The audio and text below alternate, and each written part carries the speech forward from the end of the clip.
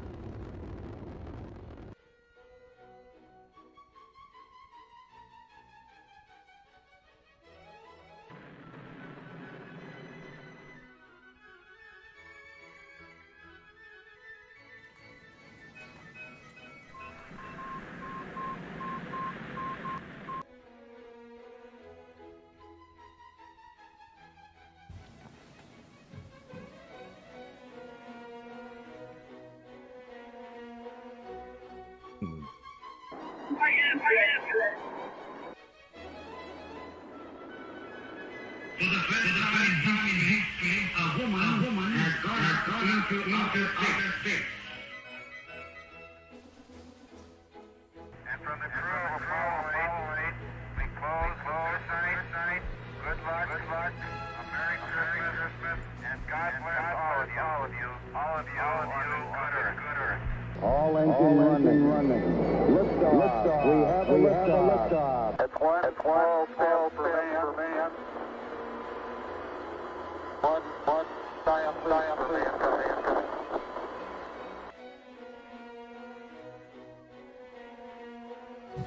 Okay, you had a problem here. This is Houston. Say again, please. Here's had a problem.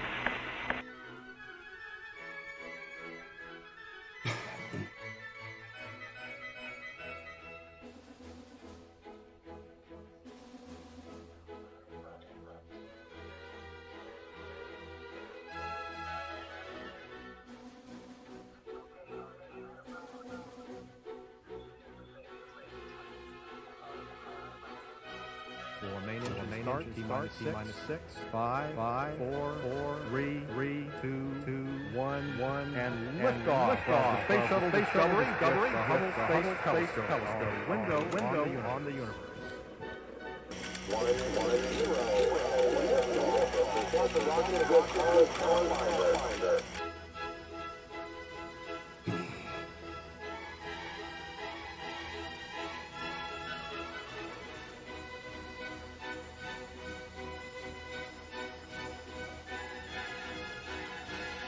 3, 2, 1. Ignition, and liftoff of the Atlas V Juno on a trek to Jupiter, a planetary piece of the puzzle, beginning of our solar system.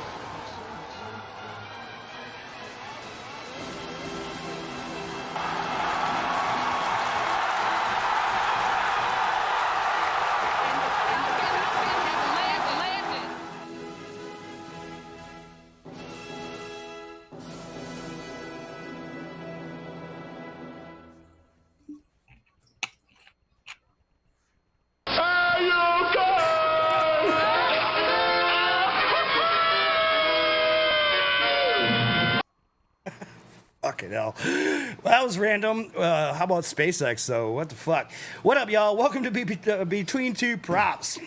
Tonight we're chilling, talking to y'all, talking about the news. Maybe we can coerce Gravy to give us a grumble along the way. And as usual, I'll fire one off right now. We're watching videos and seeing all you guys are fucking doing. Oh, what is this? This is the wrong one. All right, what up? Over to the goons. What's good, guys? How the fuck y'all doing tonight? What up? Cementkidd joined us tonight. What's up, brother? Good to see you tonight. Each and every Pleasure to time. be here. Thanks for having me. Word. What's new? aside from this fucking, speaking of space, there's a giant meteor about to hit us, which is going to be really interesting. Maybe Say one what? this year. It's real. I heard it's only actually 6 feet in diameter. Yeah, it's like the size of a refrigerator. So, yeah. But it's going like 50 million miles an hour. Yeah. Fridge dropped from orbit on your house. Like what do we think's gonna happen there? Should be interesting. Supposed to hit right around election time of all fucking things. That's just, I don't know. Oh, dude.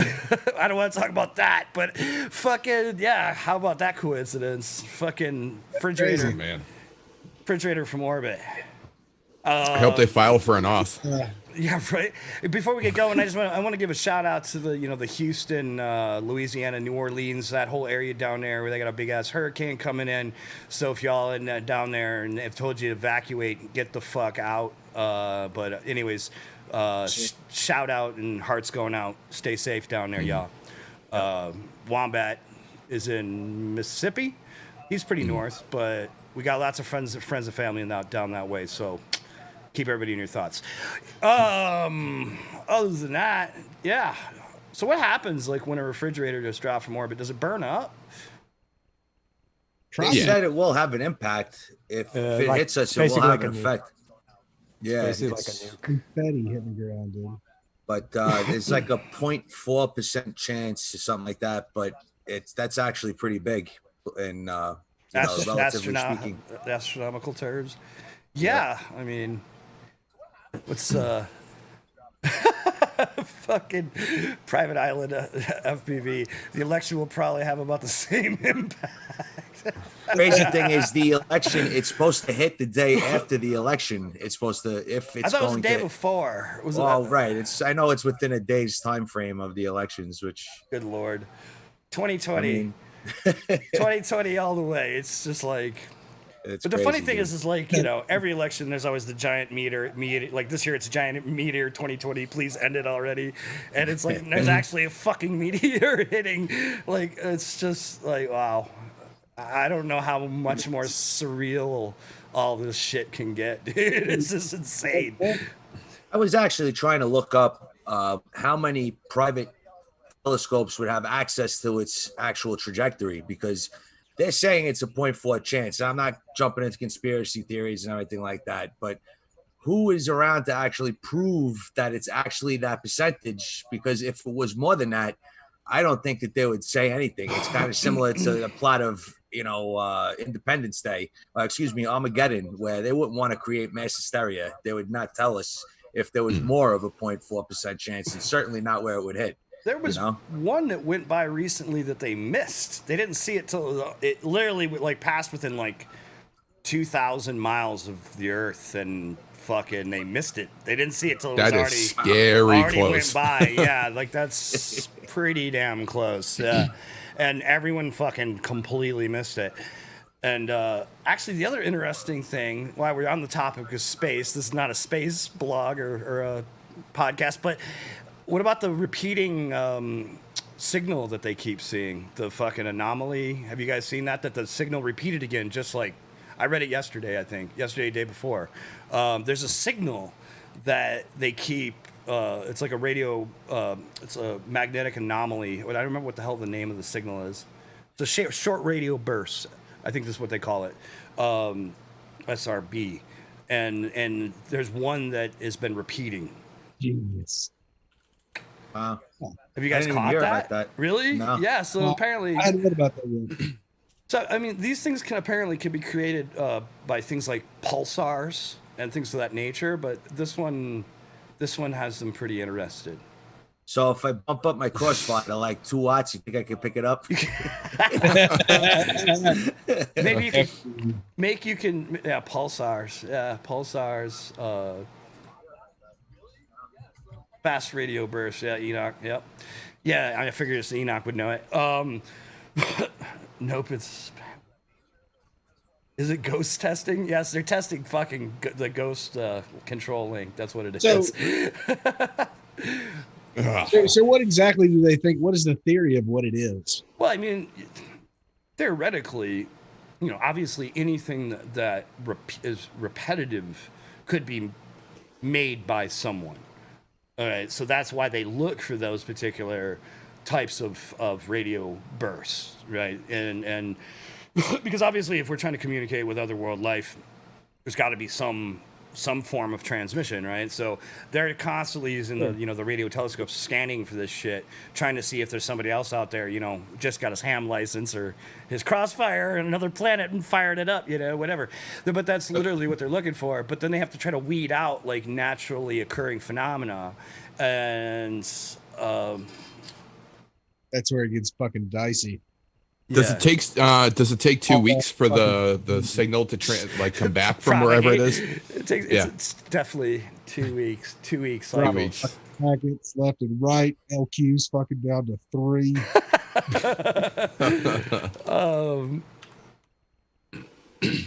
Speaking of, we're repeating 4.0, yeah. Like 42 fucking lounges lately. Like one a day, a press conference a day. Yo, Trappy and Wade have been going ham. They've been on like every fucking. I'm like every time I turn it on, it's like the fuck. They even covered the RDQ Rotor Riot Red Cat. Did they talk about it? Oh my god, I haven't watched this. I have to watch this. Oh no. They clickbaited me into watching that specific one. Crossfire 4? Nah. What's RDQ versus Rotor Riot? Yes, click. Everybody's like fucking. People wonder why drama channels do so popcorn, well. Like me. Everybody's breaking out their popcorn. Like to sit and watch two blanks fight each other. Alien 5G. It's porn. Man, if I intercepted alien porn, like on my goggles. What does that even look like, though? Would you tell anybody? Have you been watching Lovecraft Country? I mean, put your grungle duck in my froffle frit. I did start it. I'm halfway through. Swift Duck is on point. He's like, we're talking about alien porn. Well, it's stab time. That's the cue. I gotta say, the love scene in Avatar was pretty hot. Yep. Oh yeah. Oh yeah. I just blacked it out. I don't even remember it anymore. Yeah, I don't remember the love scene. Any sort of sex scene or love scene in movies, I just black out. I find them very cringy. I just kind of Hollywood sex just looks so fake. I don't know. Well, I mean, the opening scene, the Monsters Ball, was pretty intense, I've never seen that, so I'll give it a chance. For fucking sure. Holy shit. That was straight up porn. God, I hadn't even thought about that shit in fucking 15 years. Oh, dude. Yeah, when that came out, I was like at my sexual peak. That was Halle Berry was like, she was unbelievable. Yeah. Bro, I grew up watching like Freddy Krueger, fucking, like Nightmare on Elm Street and shit, and you'd like get a glimpse of one of the actresses' tits, when I was fucking, fucking going through fucking puberty, bro. Like, I remember when can you pause it on the VCR? Like, oh, there they are. It's kind of flickering. We're like this. We're pretty close in age to us. I remember like when I was like a young kid, like 13. And like the porn channel on cable, it used to be blacked out. But if you turn to the channel, go for like a flash, you would get like a spot of it. So like if you move the channels like 68, 69, 68, like you could actually there goes the nipple. You can off dial and sometimes get it to come in for a little bit. Oh my god, it's fucking things we did before they had. When they had actually a rotary tuner on the fucking goddamn TVs. Oh my god. You see, porn is what ruins people in reality when it comes to like their interest. Yeah, they think it's sex. real. Well, no, but like I said, when we were kids, like if you seen like a shadow of a nipple on a television, you would be like ready to go within 8 seconds, and that was all you needed. But it's because of porn. Now you're looking at all these crazy things, like all different crazy. Fucking DODADP, 6 dicks, 1 woman. It's like what's gonna do it for me now? Like Bro, it's a terrible. I don't know how long I've been wanting to say that. The porn rabbit hole. So answer part of your question though, Artie. Back to the radio bursts. They were detected for 90 days, and then they stopped for 67 days, and then they've been the same pattern is being repeated every 157 days. That's crazy. So that's somebody should pick up the fucking phone. Right. They said it could imply it's a powerful burst linked to orbital motion of a massive star, neutron star, or black hole. Yeah, there's just too many factors. Like, yeah, that could be for whatever reason in the nothingness of space. Unfortunately, they're not very positive regards to could it be like aliens or anything like that. Is it probably not? They seem to be. Their theory is that it's some sort of I can't even speak. An event, a cosmological aliens event. Don't need not to aliens. communicate. They're already here. Cosmic event. Yeah, I can't fucking talk. I don't know what is the top of the show. It's all the Red Bull and weed. I just can't. Red Bull and weed are having a fist fight. Yeah, dude. Just fucking. My brain's like having fucking Tourette's. I just hope it's not Uranus talking to us. That's it. It's like, keep your fucking anus out of that. When Chin hit me up, we wonder why there's no girls on this show. Yeah, right. We were just talking about that.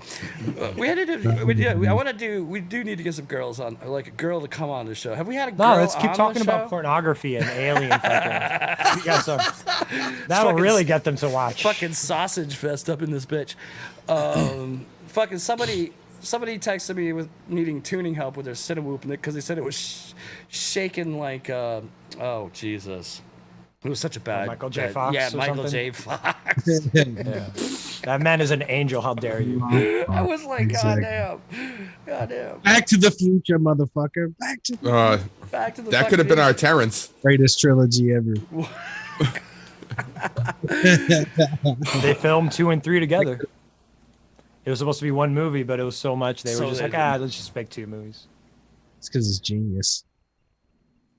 And the dude wrote, he's like, you can never like remake my shit without like my express permission, which is why we've never seen a Back to the Future remake with like gender bender, Martina McFly, Robin Zemeckis.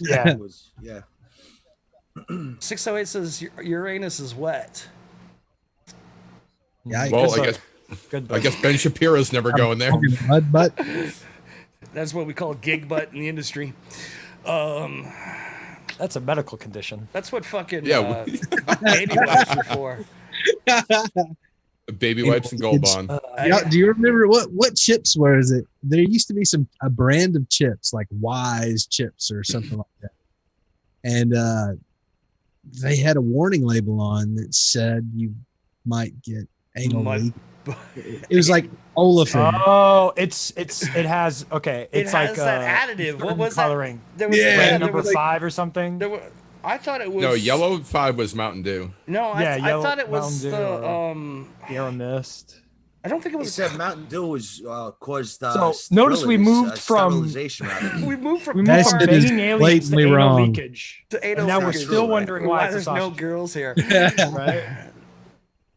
I mean, come on. Like Olestra or Lustra or Lestra or some. Olestra. Yeah, it was something like that, like olefin or something weird. Yeah, some like weird. oil Olestra. Yeah, well, everybody's saying Olestra. I was right. Yeah.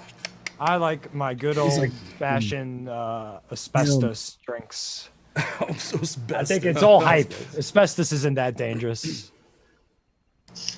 Yeah, Lay's Wow chips. They were fat free.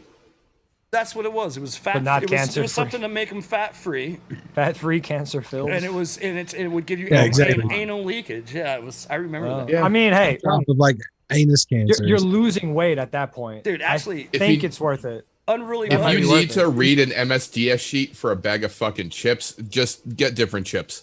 Or if you eat several bags of sugar-free gummy bears, you will most definitely get anal leakage. Oh, the Haribos? Unruly is saying sugar-free gummies. Yeah, I'm a big gummy bear fan. I buy gummy bears by the 5 pounds. I love them, but they're bears, so too. bad for you. You gotta freeze them too. You ever freeze them?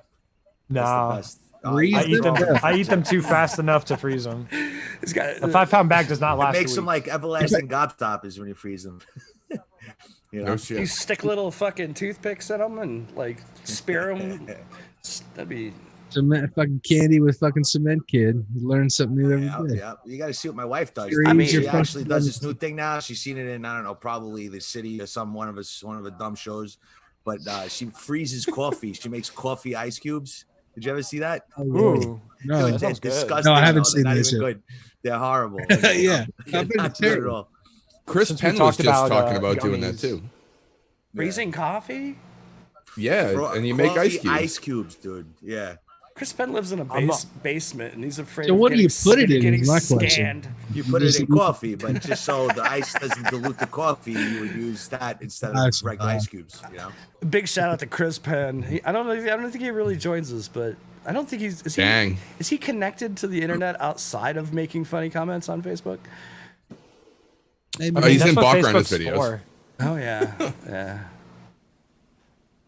Chris Dude, Penn's he's a good guy. gold on. Yeah, he is. He's gold on bots vlogs. Bill said because Bill said he lives in his basement because he's afraid to get his mind scanned or by the government or some shit. I don't know. Some crazy shit. We were fucking. I don't trust the government. As you shouldn't. All right, let me get rid of space news. Get rid of these news. All right, so giant meteor check. I guess we'll find out. When Work that shit so off that's them. about what 60, 70 days from now, something like that. Something like that. geez. I wonder if anybody knows like when and where you can look in the sky for it. Because I mean, if it's gonna come that close to us, I'm sure you'll be able to see it. You mean think? hit us like that close, like touch us? Well, I mean, if it's coming even remotely close to our atmosphere, I'm sure at some spot on the planet you could see it. You know, And probably for days. And if it before. does actually enter the atmosphere, at which point, if you're actually looking through your telescope, does it become scary? You know, like, Dude, if that thing is hitting anywhere near like any of near us, you, dude. Yeah, I mean, like, what the fuck? we're all doomed. We're all gonna die. You know. What now? You know, because it's 2020, what it's gonna do is it's gonna land on Yellowstone, set that motherfucker off, blow the whole west side of the country up, and cover half the world in fucking dust, and then that'd just be it. Ice Age. That's it's fucking. Yeah. That would just be it. So speaking of, what was the other crazy shit I saw? Oh, Fucking Mayan calendar was only fucking 8 years Glaciers, right? well, there's a bunch of glaciers melting, which, like, I think Yeah, Greenland's lot. down to like 45%. But something crazier is New diseases. I read a report yesterday that they found effectively a big, like, cavern, I guess, for lack of a better word, 2,700 feet below Antarctica. I dated a girl once. Ah, that's where they found. It's that's because of where the they found, echo. What's his name in Transformers? Exactly. Exactly, dude. So, like, but actually, they apparently scientists, Same girl. Same girl. Scientists are Well, all excited because they're like, you know, everybody always wants to find lost city of Atlantis. So, anyways, there's like, I'm just throwing that little. I'm gonna tell you what's there. I already know. That's where the Nazis went. There's an underground bunker underneath Antarctica. They have flying saucers ready to go. Bad news. Don't go over there. I thought that's where the fucking, you know, Predator. That's my favorite conspiracy theory, by the way. Yes. Other than the flat Earth. Wade is and- right. He's like that's the AVP, Alien vs. Predator movie. dude. Yeah, dude. That's right, So yeah. Oh, that was a great. AVP. I love that That one. was an awesome movie. I love that Yeah, movie the too. Mayan temple underneath. Hell yeah, dude. Was it Antarctica in that or Alaska? No, it was It was one of Antarctica. those. It was Antarctica. Little Don't known they have fact, one of that the was only supposed to be Rosario Dawson, but she turned it down, and they picked that other chick. The wrong move. Scientists are excited because they finally found a hole. Yeah, but I mean, this particular hole is 2,700 feet below the ice now. What they were saying That's is what that she said. they're fuck, saying that's they're excited because there's potentially a high likelihood of its own ecosystem being in there. So most definitely AVP. Or Well, some- don't they have the seed bank? They have a seed bank in Antarctica, don't they? I believe there is a seed bank somewhere. I yes. believe it's Sweden I believe there's a couple. Well, they have a Norway, couple, Yeah. yeah. something like that. You know, They it's have crazy? one in like Probably a couple. There's a lot of movies that actually I love. I love movies that have special effects. You know, I always did. I'm sure you guys do too. Some of you, you know, but there's a lot of movies that have actual theories that are real life theories that they apply to Hollywood. Like, do you ever see the movie The Day After Tomorrow? Hmm? I love that movie because of the fact that that's an actual working theory that if the polar ice caps were to melt enough, it would actually disturb the underwater currents, which control the temperature of the ocean, which nobody knows what kind of effect that would have on weather, but it would be catastrophic, you know? Yeah, yeah. They have predictions, and those are some of the predictions. Yeah, it's crazy. One other interesting thing, though, kind of going along with that, is because like part of that is like that whole process is the Earth trying to heal itself. You know, like when all that radical shit happens, it's because the Earth needs to restabilize. Otherwise, God knows what will happen. But there's an underwater volcano that's been blowing up a bunch of pumice. And it's now going to the coral reef, which obviously has been damaged. But they're saying that all that volcanic material actually will help feed and replenish the reef. Oh yeah. So it's kind of almost. I don't know. It came to mind because it's kind of like, wow, that's like the Earth. Oh, it's a double-edged sword because to heal itself. Because of what? The glaciers melting are changing the salinity of the water. Mm-hmm. Because all that fresh water. That's what's adding. Killing the reefs right now. Well, that's what was killing the reefs.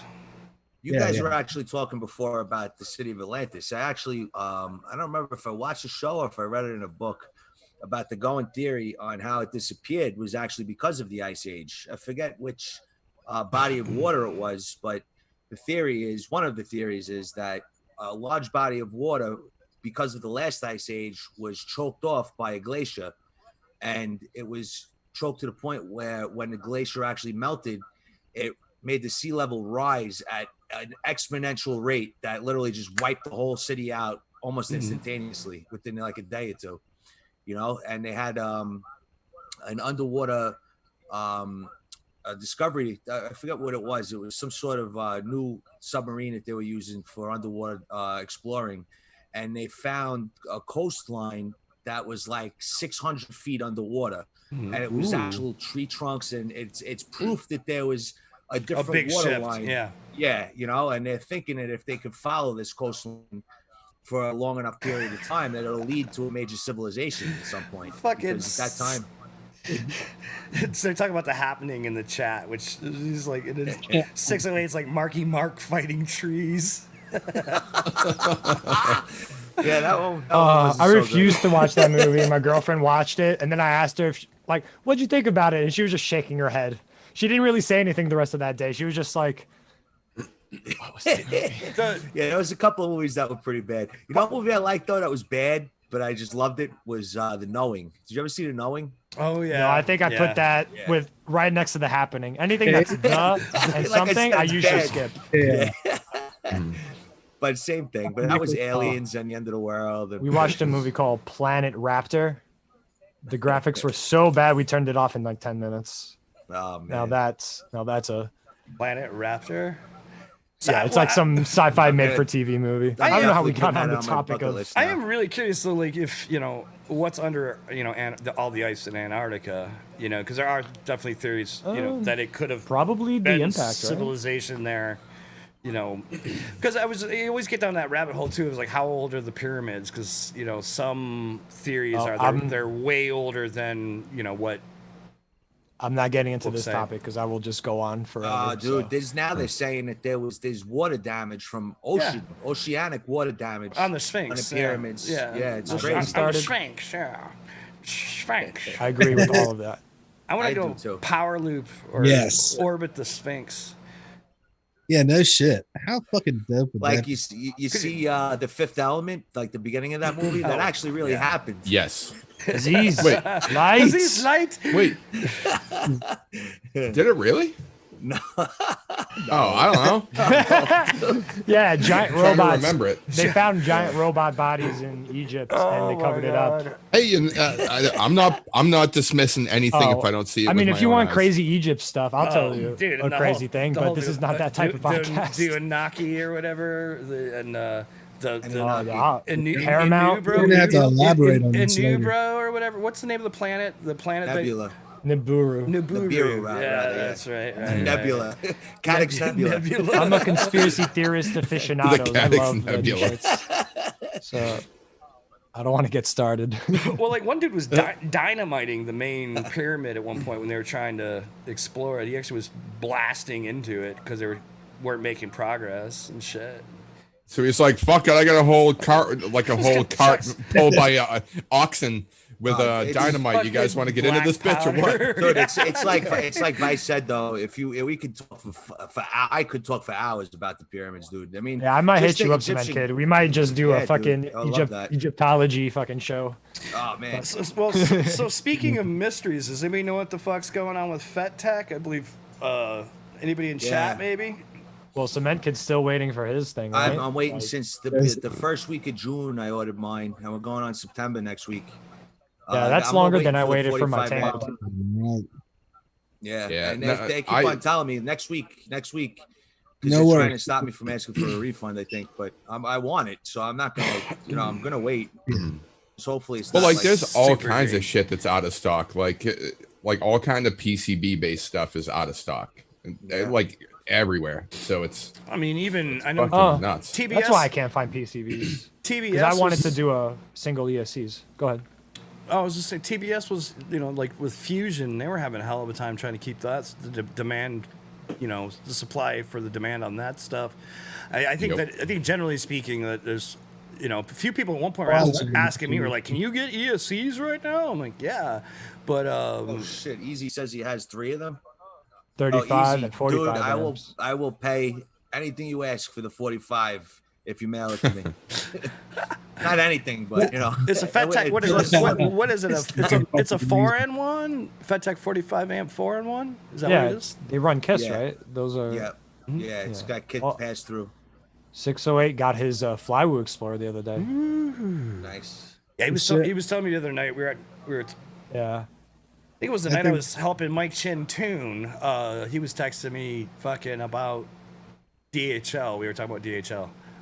So did they hand it off, or was it just DHL straight to your door? Because that's what I guessed. But I know I mentioned it to you guys, but I kind of wanted to have the guy that designed that frame on, because What like frame? I've been following the Flywoo Explorer one. oh, the Explorer.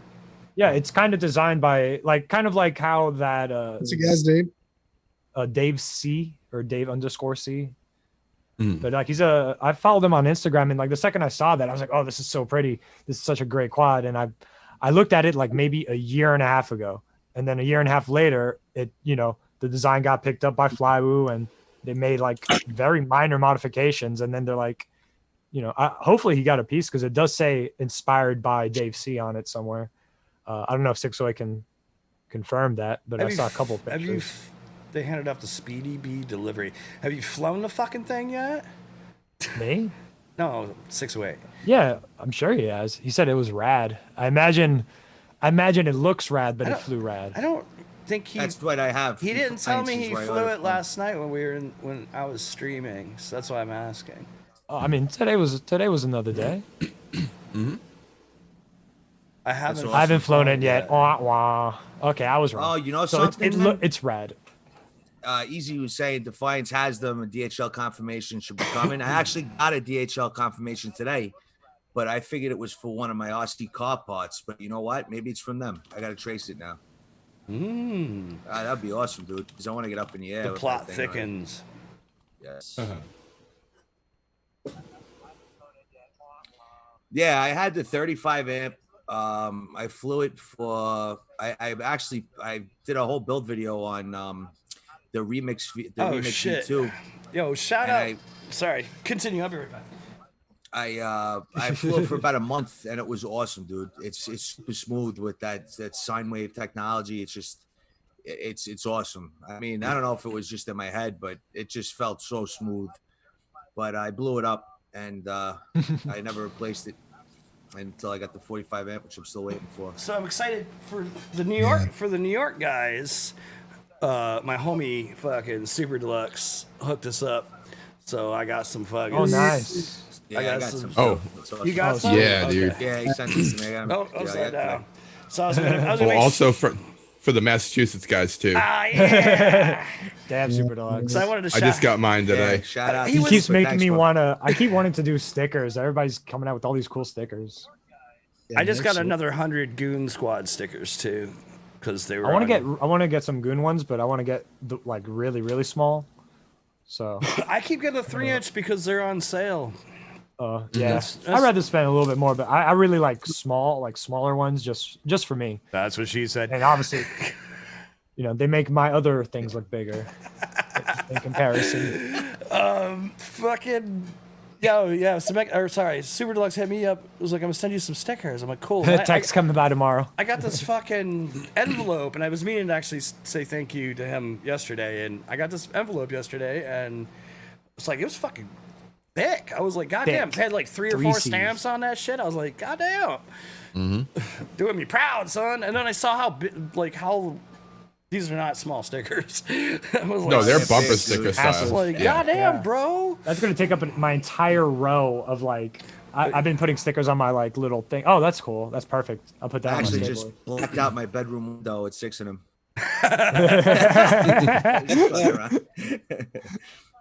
Nice. So yeah, I know. I got two big. Oh, sorry, man. Go ahead.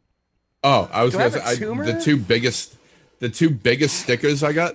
I got a Fit bike sticker across my back windshield in my car, or the back window, and I got Super Deluxes right under it, and they're both red, and it looks like one giant sticker. It's awesome. Yeah, nice. I love that. I will put one of those on my skateboard, and I don't have a vehicle, so I have to maybe put one on my ammo cans. My lipo packs. Mm-hmm. Yeah, I keep Sticker all the I put things. them on my little. Fucking sticker mule keeps doing 50. I put them on my little. Easy just tool. asked me a question. Maybe you guys know about it. I'm sure if you do, then please tell me in the chat. Those spike absorbers that they're selling, they're very similar to capacitors, right? Is that what they're meant to do? The same job? It's a TVS. Sorry, it's called a transient voltage suppressor, and I use them on my 10-inch builds. The FetTech KISS version has actually 3 smaller ones on it. It's kind of a long, I think it's like a rectangular board, and it's got, I believe, 3 of them on there. I use one fairly large one on all my so what those are diodes. Okay, now with diodes, you can do many things with diodes, and if you have 4 diodes, you can create a bridge rectifier, which effectively will let you take AC and convert it to DC. Is that right? Oh, okay. Yes, that's right. So you can build what's called a bridge rectifier, but effectively what happens is that a diode has a voltage limit. Okay, whatever that rating is, it could be. Let's call it, for this sake, 28 volts or something, right? So anything that goes above that voltage will actually get bled straight to ground, and it effectively creates a square wave. So it basically brick walls it at 28 volts. Okay. More. I'd or imagine less. that would help for your video signal too. Then I'd imagine, right? Well, Stabilizes the ground? it helps because it reduces voltage spikes. I mean, and that's actually, spiking is what's doing all the damage to your VTX, because anytime you have an amplifier and that amplifier receives a spike and then in turn amplifies it, it turns the spike up even more, and that's why things decide to fry. A capacitor is a filter, okay, and a filter is more likely going to help, like, it's going to filter out a certain amount of frequencies, but it doesn't always attenuate spikes down. So I use both personally. I use a big cap and a transient voltage suppressant diode. How you build? Because those big spikes, when you're only using a cap, especially on a 10-inch build where I've got a lot of backfeed from the huge props, I got a lot of current backfeed. Knocking those spikes down and then filtering what's left is going to, number one, it's going to make your cap last longer, because the cap isn't doing all the work anymore. You're actually basically taming it down to a more reasonable level, and then you're filtering from there. Because even with a filter is only going to do so much, and even a filter can, certain frequencies or certain spikes that are so strong can bleed through. You know what I mean? So like it can happen, and if nothing else, it's going to make your cap work a lot harder. So by knocking it down and then doing the filtering post, it it just helps. That's what I found, anyways. My video, I've got one on the 10-inch Bandolero, and my video is crystal clear.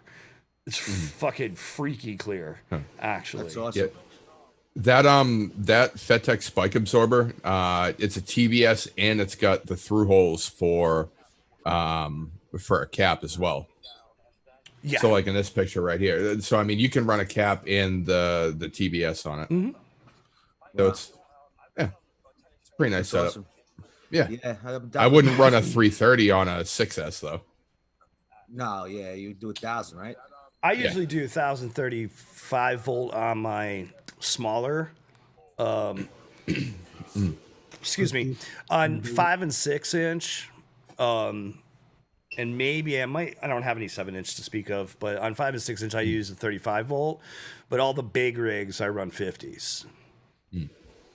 Yeah, I run a 50 volt 1000 on my 7-inch. On the 7, and that's 6S. Yeah, because I mean it's just so much backfeed.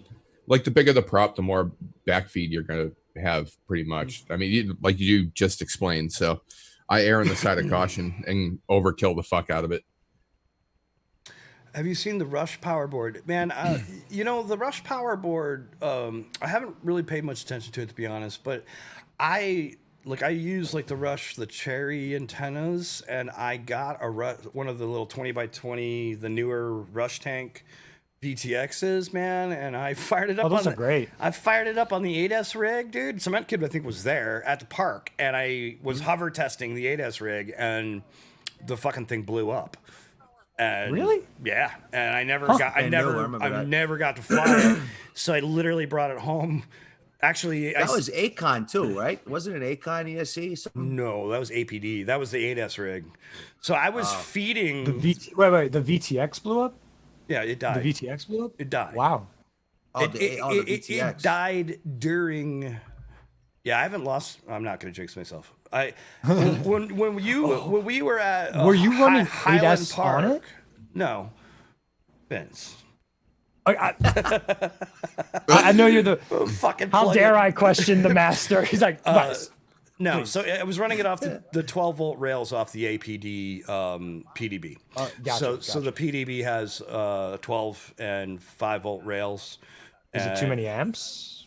No, there's dude. I literally pulled it out, literally used the same wires, and wired a fucking Pro 32 up to it, and it's perfect ever since. That's so crazy. I mean, I didn't change shit. Did you look at the board? I used the same MMCX pigtail. I used the same antenna. I used the same wiring. It was clearly a faulty. I didn't have time for that shit. I got a fucking Pro 32. Put that bitch in there, and it's been working fine ever since. That in the banger. So far, so good. I don't know. It seems like if you get a good one, they seem pretty solid. But I've talked to a lot of guys that are like, mine blew up first pack, so I never used them again. I mean, and that's kind of where back to the rule: build your shit right away. So when you find out it doesn't work, you don't have to worry about I've waited too long for the refunds. Yeah, tell me about it. Most of my parts, I'm not getting. When my parts are broken, there's no way I'm getting. That's like when you buy. I've had them for months. If you get a TBS pack of 5 pack, yep, I did that the first time. RXs, all my CSR have a little solder on them. Bro, everybody should. So worth it. Everybody should keep a spare FC around. And they're all updated too. That's the best part. And you get a 5-pack of those receivers. You wire it up to an FC. You fucking update it. You bind it. You check it in Beta Flight, Emu Flight, KISS, whatever. And you just bring it with you to the fields. Then you put that one away and you get the next one and you do the same shit. You do all 5 of them day one and make sure they work and then move on. But I got shit that's been sitting in my drawer for months that's not even opened up. Nah, dude. It was I believe that if you're buying anything in bulk, you should test it all right away, because that's exactly what will happen. Because then 6 months down the road, you're like, oh yeah, I'm gonna use this fucking RX, and you're counting on it to work, and you get your build, and then it doesn't fucking work, and then you're like, oh, and you could have ordered one while you were already ordering shit, or That's if you. bitch.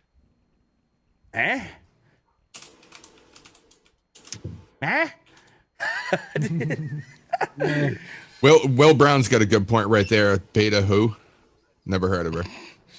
Oh, did you ever Or beta what? get a replacement board for? No, they yours? stopped replying to me when they saw the fire. Oh, okay, well, I sent him the GIF. That's the one with all the shit. Yeah, I mean the one that you plug in and it sets, it blows up. And it pretty much shut and makes my camera inoperable. Yeah, that one.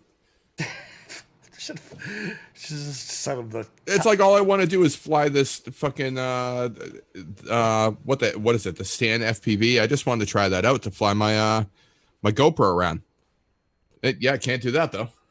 So what's everybody's favorite? So back to CementKidd's earlier conversation. What's everybody's favorite like HD DVR onboard little thing, like the Turtle or whatever? It's like you guys. I've been using things since the run cam. There are no good ones. You don't think no there's such thing any as good one. ones? I don't think so either. CementKidd put me onto. How many have you broken, CementKidd? Like 10 HD cams. Out of all of the hybrid style cameras that do analog and HD, I think that the dual cam ones are the best. Like Tarsier, run cam hybrid and Tarsier are the best two in my opinion. Like I've had the Split, I've had the Turtle, I've tried them all, and the FPV feed is horrendous. And most of them HD feed is good. Most of them are recording. That's rough. 1080p. 1080. Well, because back to like you were saying you want something smaller to fly around. Like I have like your the work, 720p ones. Your work site or whatever, and you could use that little Instago because, like this, Bill has a canopy. I want to interrupt you real quick. The Go is like on a crazy sale right now. It's like $159.99 everywhere. Yeah, it's cheap. I seen that. Yeah, so pretty much $40 cheaper than what it is. I don't know if that means they're. I love the Go. I mean, the Go is fantastic. I might for $150. I might honestly just pick it up, like just to try out this. Fly so many micros. Why not? Yeah, you fly enough micro to make it worthwhile. I'll figure out. Well, here's the thing. Just I got to figure out a mount. Well, here's the thing. What's the better choice for something like that? What's better, the Insta360 Go or a decased Hero 6 for the same? It's money, probably a roughly? decased Hero 6, but I just don't feel like decasing a Hero 6. No, you can buy them. You can buy them done. Yeah, you can buy them done. The Insta360 Go has such a small form factor that I mean, when talking about things like CG and things of those natures, like if you're looking for like if I slap a naked GoPro on top of this, you can put it. Oh yeah, you're fucked. Your CG is gonna go right out the window. It's gonna be so. I mean, it depends how you do it. I mean, if you do it where they lay the stack on the board, like Oh My God's been doing lately. Well, they completely decase. Like he's like like. We're talking. I was at least talking That's about. That's not kit form. The beta FPV type thing. The bigger one is going to be weird. Yeah, I mean the UMA 75 or whatever looks super sick. I think. What's his name has one too. Westside built some weird thing. Yeah, I seen him post a couple of pictures of it on Instagram, but yeah, he's got like the two batteries in parallel or something. Yeah, it looks super. Yeah, cool. that's a pickpocket. That's a pusher pickpocket. Yeah. Yeah. Yeah. That one looks really cool. Chad, speaking of CG, style. Propaganda's asking if he's going to get kicked from the chat for still flying beta flight. No. I still run beta flight. I run beta flight on my beta fucking. Beta flight's come a long way. I mean, we're all going to laugh at you. I need to reflash it though because it flies like shit. That's funny. I'll laugh if I put Emu Flight on it and it flies perfect without tuning. I'll make sure to mention it. Will Brown. Right now it flies like shit on beta. Where's that Radix? Where's that Radix? Another thing we could talk about too. Doesn't Will have the Radix? He said it doesn't have the hex yet though. I'm pretty sure I offered to send it to him. The Actually, I did. I have the Discord to prove it. Anyways, so at a cheaper price, I'll probably pick up the Go. A few people have been asking about the Radix target. I'm effectively waiting for the next Emu Flight update, and then I'm gonna make the changes to the Radix, and then I'm probably just gonna throw the hex up in the Emu Flight group as an open beta for y'all to fuck with. It flies amazing. I still prefer my Helio builds so far, but that's just me. Is anybody selling 20 by 20 Helios? What, the LI? Oh, the no, dude. If you want to, yeah, LI. We were talking Radix. The Helio. If you want a 20 by 20, let me know. I got one unused. Okay, yeah, I do. Yeah, we'll talk. We'll talk like. I want to give it another try. Did any of you guys see the videos yet on the new iFlight H7s that are coming out? They're saying that they're using an AI filter software, I guess, for lack of a better The word. H7, you mean? The H7, yeah. Oh, you're talking about Flight 1? Yeah. I mean, I've seen Willie's posts. Okay. I've seen Wild Willie's posts. No, it's Flight 1. Okay. I mean, look, I'll have to say I'm impressed, but not super happy with the tune situation. But Flight 1 flies well. I'm sure the H7 will be cool and eventually catch up. But where am I? Somebody listening? The Flight 1 is pretty notorious when they first. Is somebody listening to the stream? I swear I hear us repeating. Nah, I'm not. Not me. Okay. Oh, so on the H7 setup, I'll tell you right now, like I flew one back in the day on like the non-zero alien board, and holy shit, like I think it might have been 100 pin. It wasn't like, because it's two different like pin setups for the H7, and it was fucking ridiculous how like just smooth, like everything was calculated, like it's fast as hell, and it's super low CPU usage also. So if H7s are finally available in bulk again, because I mean I'm talking like over 4 years ago, H7 is definitely going to be something that's going to be pretty good. Well, I think you're going to see, Dominic Clifton's been pushing a lot of. Oh shit! You know what? You're right, man, Shella. That's what happened. I got my. I got to turn off my. The volume is on my computer. I was like, why do I hear myself? Fucking. Anyways, so yeah, Dominic Clifton, the SP Racing, he's got the H7 Extreme already out, or at least I'm not sure what the availability is like. I think those are about $50, $60 for that FC. So H7 isn't necessarily a new thing per se. The interesting thing that also H7 is going to open up is more elaborate OSD, because you can you've got enough processing overhead to actually run an OSD on the chip, whereas we've traditionally been running some secondary OSD chips. The Max, for how many years the minimum? Well, no, well, I mean, all those come down to the Max 7 or whatever the fuck, the Max. Risco's in chat. He might even remember. It's the Max chip, I think is what it's called. But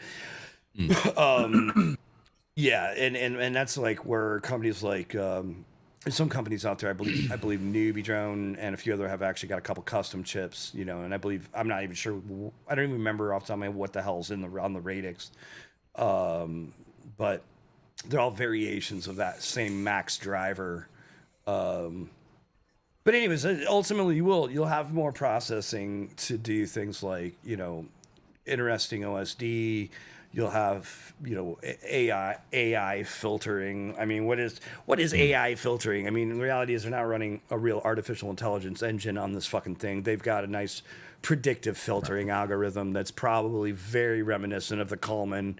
In my opinion, I don't know what I'm talking about because I haven't seen the code, I haven't looked at it or any of that. But if I was to venture a guess, I would say my speculation is that they're running a predictive algorithm, probably similar to like what the Coleman filtering was doing for Butterflight and things of that nature, where it looks at what has the data been doing. So if you're seeing noise at these frequencies repeatedly, you can assume you're going to keep seeing noise at those frequencies, so you can predictively run a filter in those sections. That's all it basically is. I don't know. It's going to get better. The problem ultimately with filtering is that depending on, your loop times and all of that, it increases it slows down latency. They said that the H7 processor is 2.5 times faster though than the F7, so it compensates with that filter, and also with this AI filter. It's running at 400 megahertz, and you're an overclocked F7 is running at like 216. Yeah, it's like 216, 233, something like that. Right, so maybe the data was wrong on it with the video. Well, I think out of the box, an F7 probably comes at 192, and then you would overclock to 216 or 250. I'd have to get one of my Strix off the wall. I can tell you what it runs at, but they're not quite, or at least the base frequency that they operate isn't quite twice as fast as an F7, but it is almost twice as much power. I believe, and then the other thing is that the big factor though is how much on-chip memory you're getting, because I mean in most like F4s you're getting like 64K or 128, whereas I don't know what the H7's running. I'd have to look at a spec sheet. But anyways, they run fucking. They got a lot more memory, and so you can cram more features into the firmware because you've got more memory to play with. What's going on with IMF? You're going to wind up with more. And the Kalman filter. To be honest, I don't have a definitive answer. I would say in basic terms, I don't believe that the sharpness parameter is working the way it should. So we basically just told everybody to turn it off and run it like a standard Kalman. In a nutshell, if you're meaning about the current situation, could I explain it like in otherwise? Sharpness kind of narrows the bandwidth of the filtering, and so you can. Risco's in chat too, so he might be able to chime in. But it basically narrows the peak. Whenever you have a filter, you have a especially like notches and things of that nature. You have a Q, what we normally call Q in many cases, but you have a bandwidth of the filter, and sharpness, I believe, increases. It makes it tighter and lower in terms of how the filter peaks work. Deuces, your loop speed. Emu if talk. It's narrow. Yeah, my bad. I missed the queue, so I'm a little late. That's a quick flash question. He's the particular egghead behind that little parameter. Oh yeah, there was a Emu flight video on the official channel the other day. It wasn't quick flash either. It was another member of the Emu flight team doing a video. I posted in the Goon Emu flight thing, so people are itching for more Emu talk. Make sure you follow the quick flash or the Emu channel. Was it Pavel's video from iNight or iNav, the one about tuning the Kalman? No, it was the Emu. I believe it was the Emu flight channel, unless it was Quick Flash's channel. No, I mean we could post other people's videos. Yeah, it was. Risco said in the chat. Rates, I guess. He was saying the queue for Emu talk was too tight. The queue for Emu talk. Yeah, it was dynamic rates update. I thought that was a quick flash video. With the UAV techs. It's on Quick Flash's account here. I will post it in chat. So yeah, if what kind people of are bird is dying that? for more Emu flight stuff. It's a fucking That's emu. an emu. It's an emu. Is it? Oh, Chad, have you shown never people that? see what an emu looks like. Emu? Waldo's Bikumo. BQ emu. Bikumu. So speaking of emus, man, I was watching. There's a show on Vice called "Fuck That's Delicious" with Action Bronson. I like that guy. It's a fucking great show. It just plays in the background when I'm doing anything because it's my go-to. But anyway, so today he like travels to Australia and he eats this like plum that has to be like passed through a fucking emu's stomach.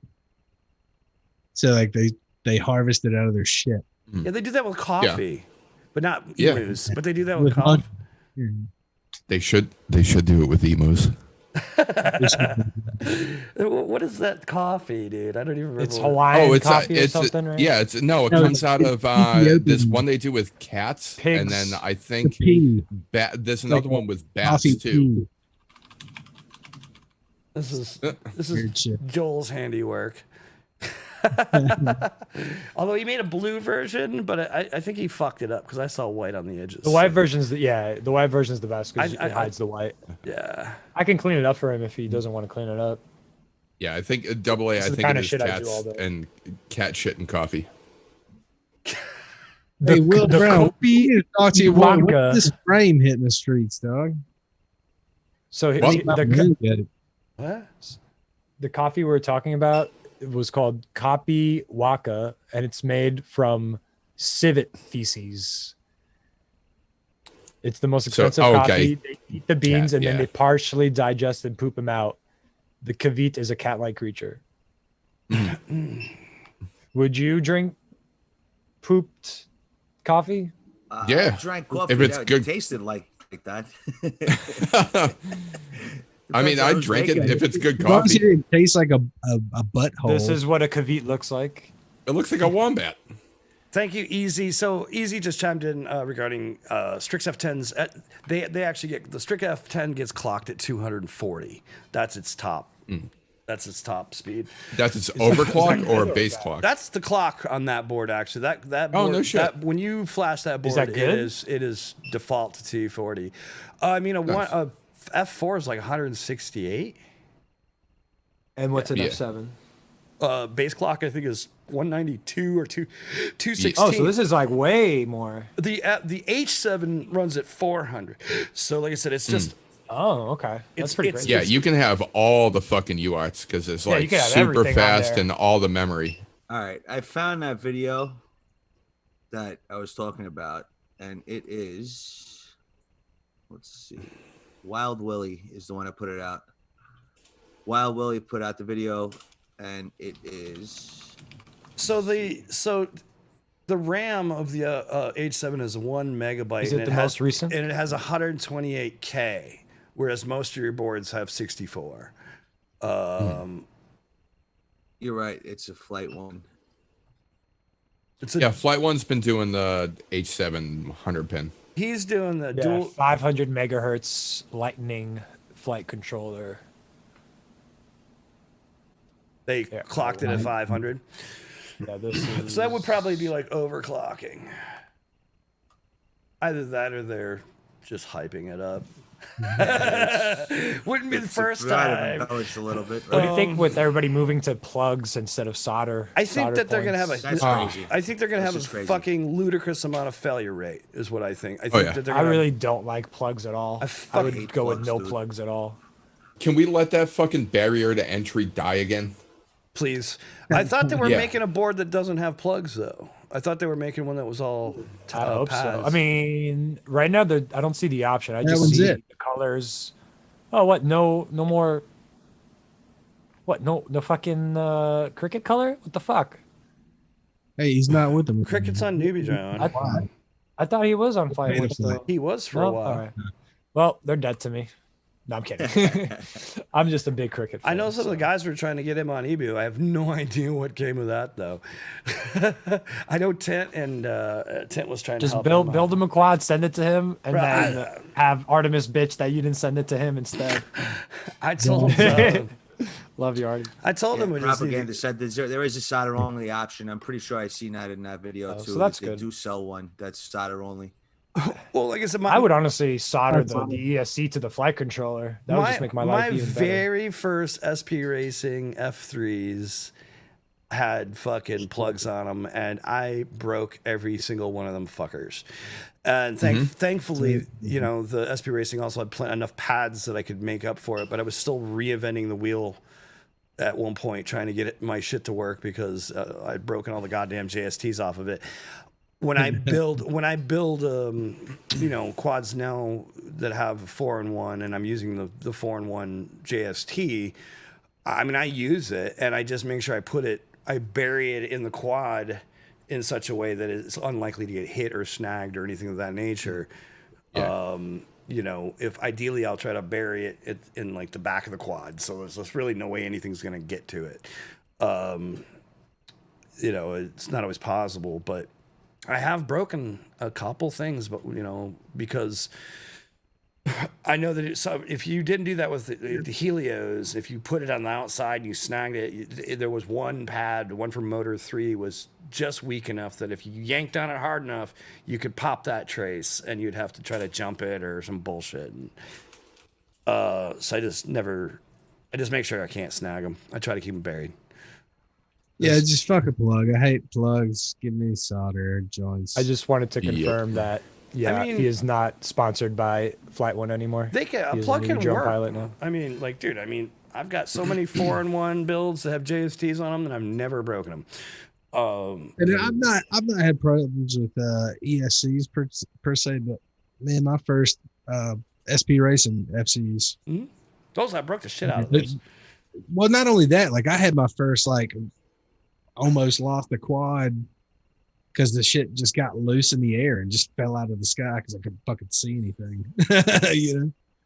Oh, speaking of that, do you guys want to see me crash my 7-inch with a 2-foot boom hanging off it for the max? It's real quick. He said it's real quick. Yeah, dude, I can't fucking believe this. Will I was just trying something out. Will says that Cricket tried it and he didn't like it, but I still think that, yeah, one of these days I'm just going to hand him a fucking quad that's tuned up right. Fuck it. I don't know what else to do. You guys are letting me down there. You kidnap him, yeah, or either that or tie him up, and then refuse to let him go till he's flown 67 packs. Why 67? I totally get it, dude. I totally get it. I think that stock emu does not feel exactly like beta flight. You have to know. It's just like knowing that if you take feathered PIDs and drop them to 0, it's going to feel like more like KISS. And if you have it somewhere around PIDs, you have it somewhere PIDs. Around no, feathered PIDs. Feathered PIDs finger PIDs? No. Different? Okay. Dynamic rates are finger PIDs. What's feathered? Feathered PIDs is just the way the PID controller works. It's the way the D term. It's the way the D term is calculated, and so in beyond my fucking skill level. 0, it's more like KISS, where D term is more based off error. But anyways, yeah, without getting too deep, it's bottom line is that there's feathered PIDs. That one parameter that will change the way the quad feels in a lot of regards. Knowing to use or not use a little bit of emu boost can also change the way the quad feels. Dynamic rates now can change the way the sticks feel. There's a lot of variables there. So knowing what a pilot is looking for in all those terms of feels is important. You know what I mean? Talking to him like, I like this about the way F Flight 1 feels. I like, or this or that. You can dial emu is more like a chameleon in that regard. You can dial it in to be closer to any of the firmwares, which is an interesting but not necessarily wildly known aspect about it. It can feel like beta flight, it can feel like KISS, it can feel like Flight 1. And feathered PIDs is actually a big part of that. But yeah, anyway. Yeah, so here's this crash. Oh. So what happened was, this is why you observe CG on a quad, because it flew great when the CG was right, and then when it wasn't right, it just winds up eating shit. And it's some going along. Got my 7-inch bandolero, it's flying fine.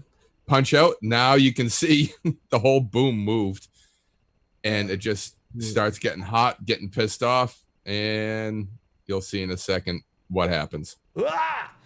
Wow. It was like, Wow. Yeah, it was like a hinge kind of effect.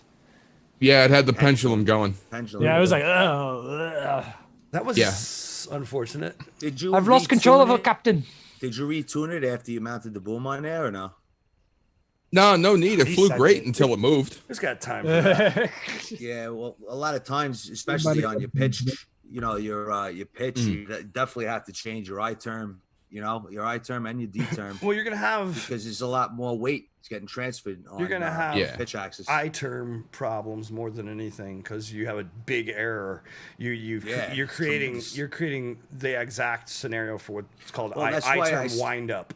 That's why I said D term too, because you know when you adjust your I term, your D term is going to get hot. It's going to make your motors hot. So you most likely would have to lower your D term, I would think. You know, I'm just speculating right now. But I mean, when I slapped it on the 10-inch, it doesn't, I don't fuck with it. I could tune I probably. 10-inch could handle a lot more of a load, though. I don't see a reason to tweak your P and D ratio, really. If you need, unless you need more or less P, because D exists to. I always need more I. D exists to allow more P. All right. So what is P for? P is to push it, right? D is to stop it, right? Yeah. So the only reason you would adjust D is if you had to, in my opinion, if you had to offset P to overcome with the CG imbalance. I'm always tuning I. Like I is always the term that is always an issue for me. Once you find a good P and D ratio, you should no longer, in my opinion, adjust unless it's not in tune. I never need to. You should adjust never anything adjust other than I. Just one. All right. If P and D is imbalanced, and actually, so I sent you that video, anyways, about that Cinewoop the other night, right? So that was Mike Chin's take on, and we were, struggling because the goddamn FC doesn't have a fucking black box recorder on it, so we had no way of knowing what the fuck's going on. And I literally was like, okay, listen to me, you're a guitar player, your intonation's off. As you're moving up and down the frets, i.e. moving your throttle up and down, a frequency, something's out of tune there. So what we ended up doing was, first of all, listening and just tuning D against P and just listening until it started cleaning up. And then we just brought the filtering down a little bit on both the gyro and the D term, just a little bit, and it cleaned up. And so literally, once you find that tuning, once you find that P and D ratio that's good throughout throttle as best it can be, don't adjust just one. There's really no reason. If you need more response than P is giving you, you have things like feed forward, you have things like emu boost, you have things like dynamic rates. And that's why I've always stressed, like, tune your PID response so the quad flies, the loop is right. And then if you want it to feel different, look at rates, look at expo, look at dynamic rates and emu flight to get feel. Steve, for me, the way my theory, this is more of a theory of mine because this is the way I tune. But when you change your all up weight, that will change your PID some because thrust to weight ratio changes. So in his scenario, he's adding a 2-foot boom plus the camera. On an axis, on an axis, on one axis too. He probably added at least 150 grams to the quad, at least, maybe more. Oh, right? no. That was like 300 grams. Oh, there you go. 300 grams. Way out on an end. It's not like it's 300 grams just close to the body. It's 300 grams out on a boom. So that's a whole nother inertial problem, right?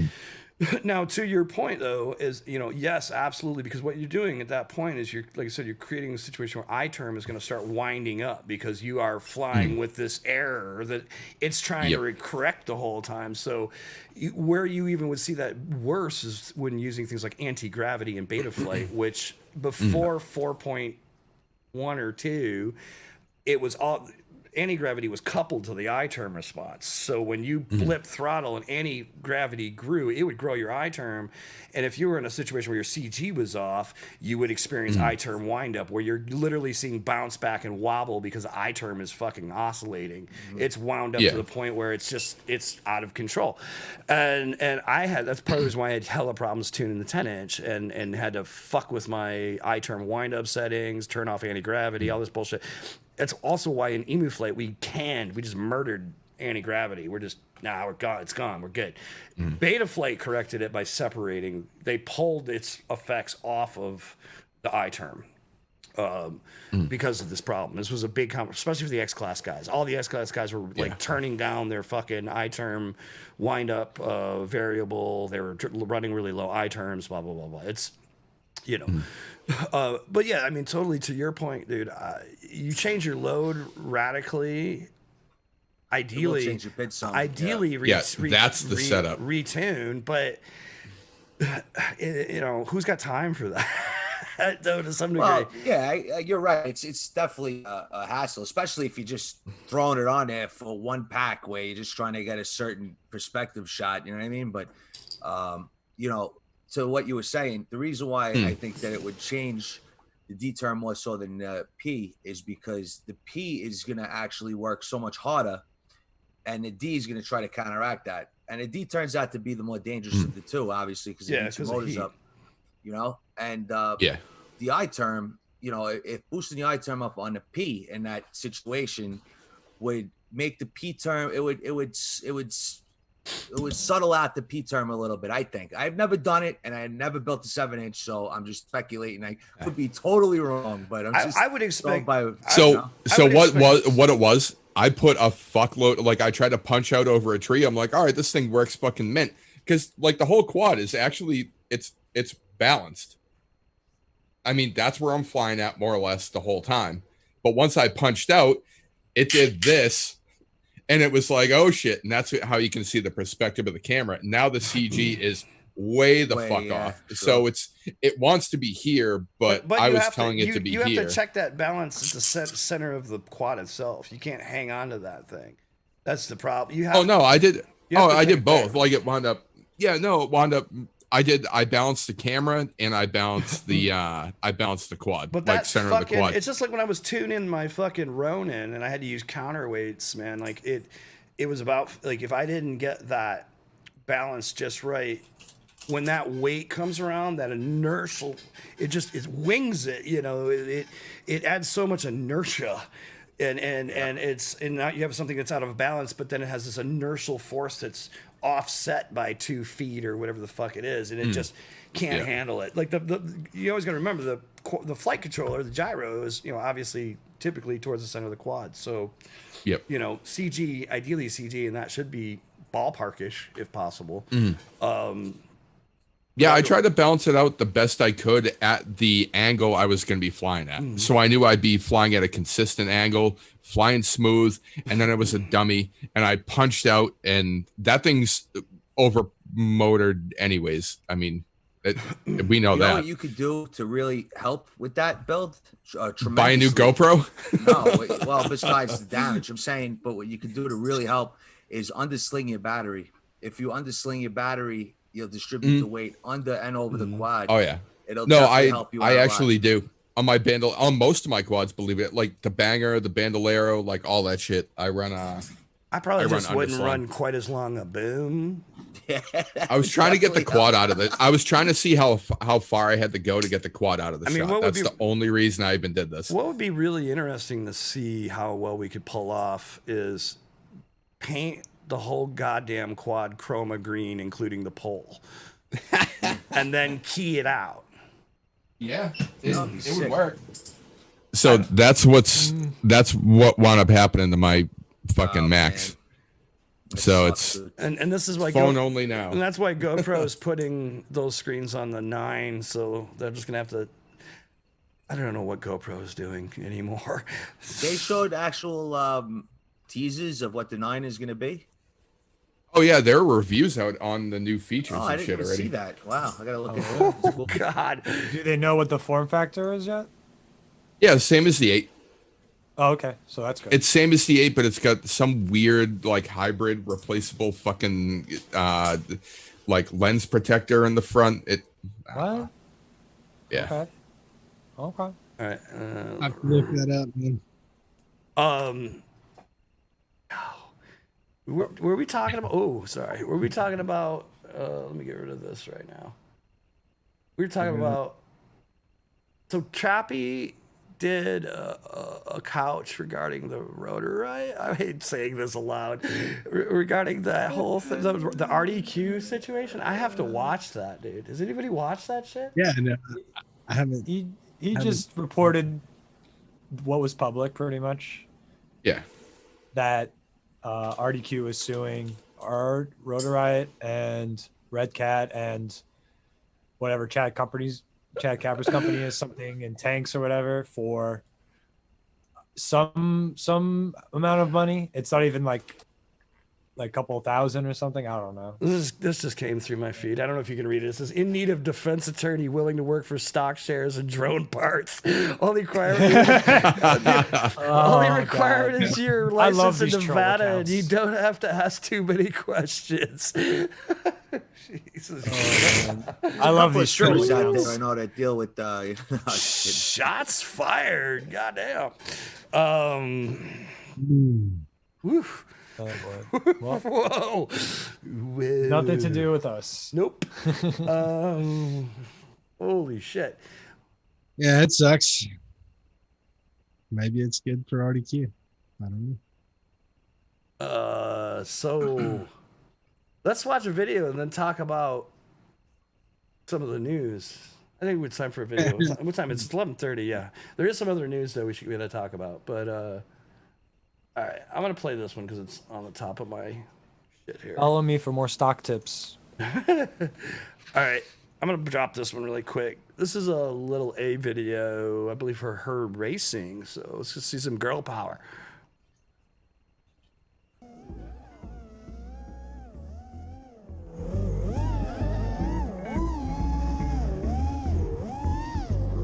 Dab time.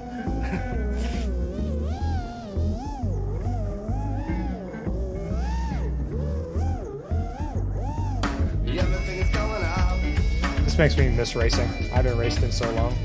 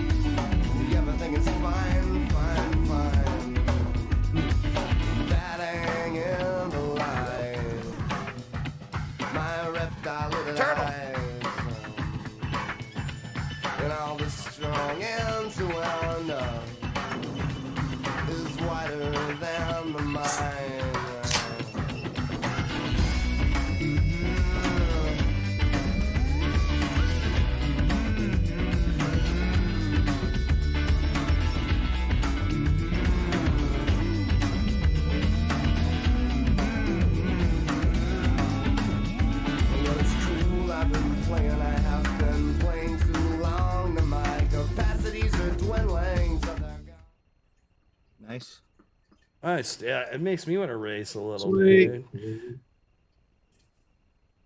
Makes me. What was I looking on Facebook for? I was looking for something. Here we got another short one we can drop in the pipe real quick. This is my man, motherfucking Redbeard in the house. Shout out to Redbeard. Redbeard, what up, brother?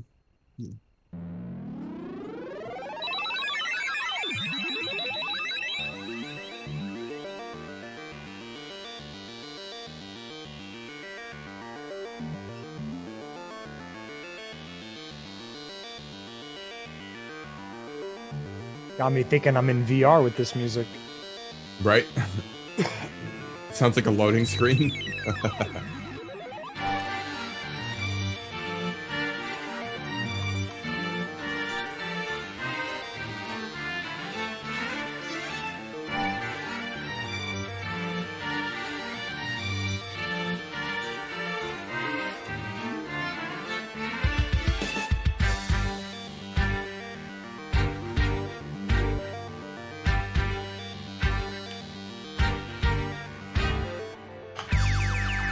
Is it Cineloop or something? Yeah. Man, that's probably kind of slow for a 5-inch. Really true.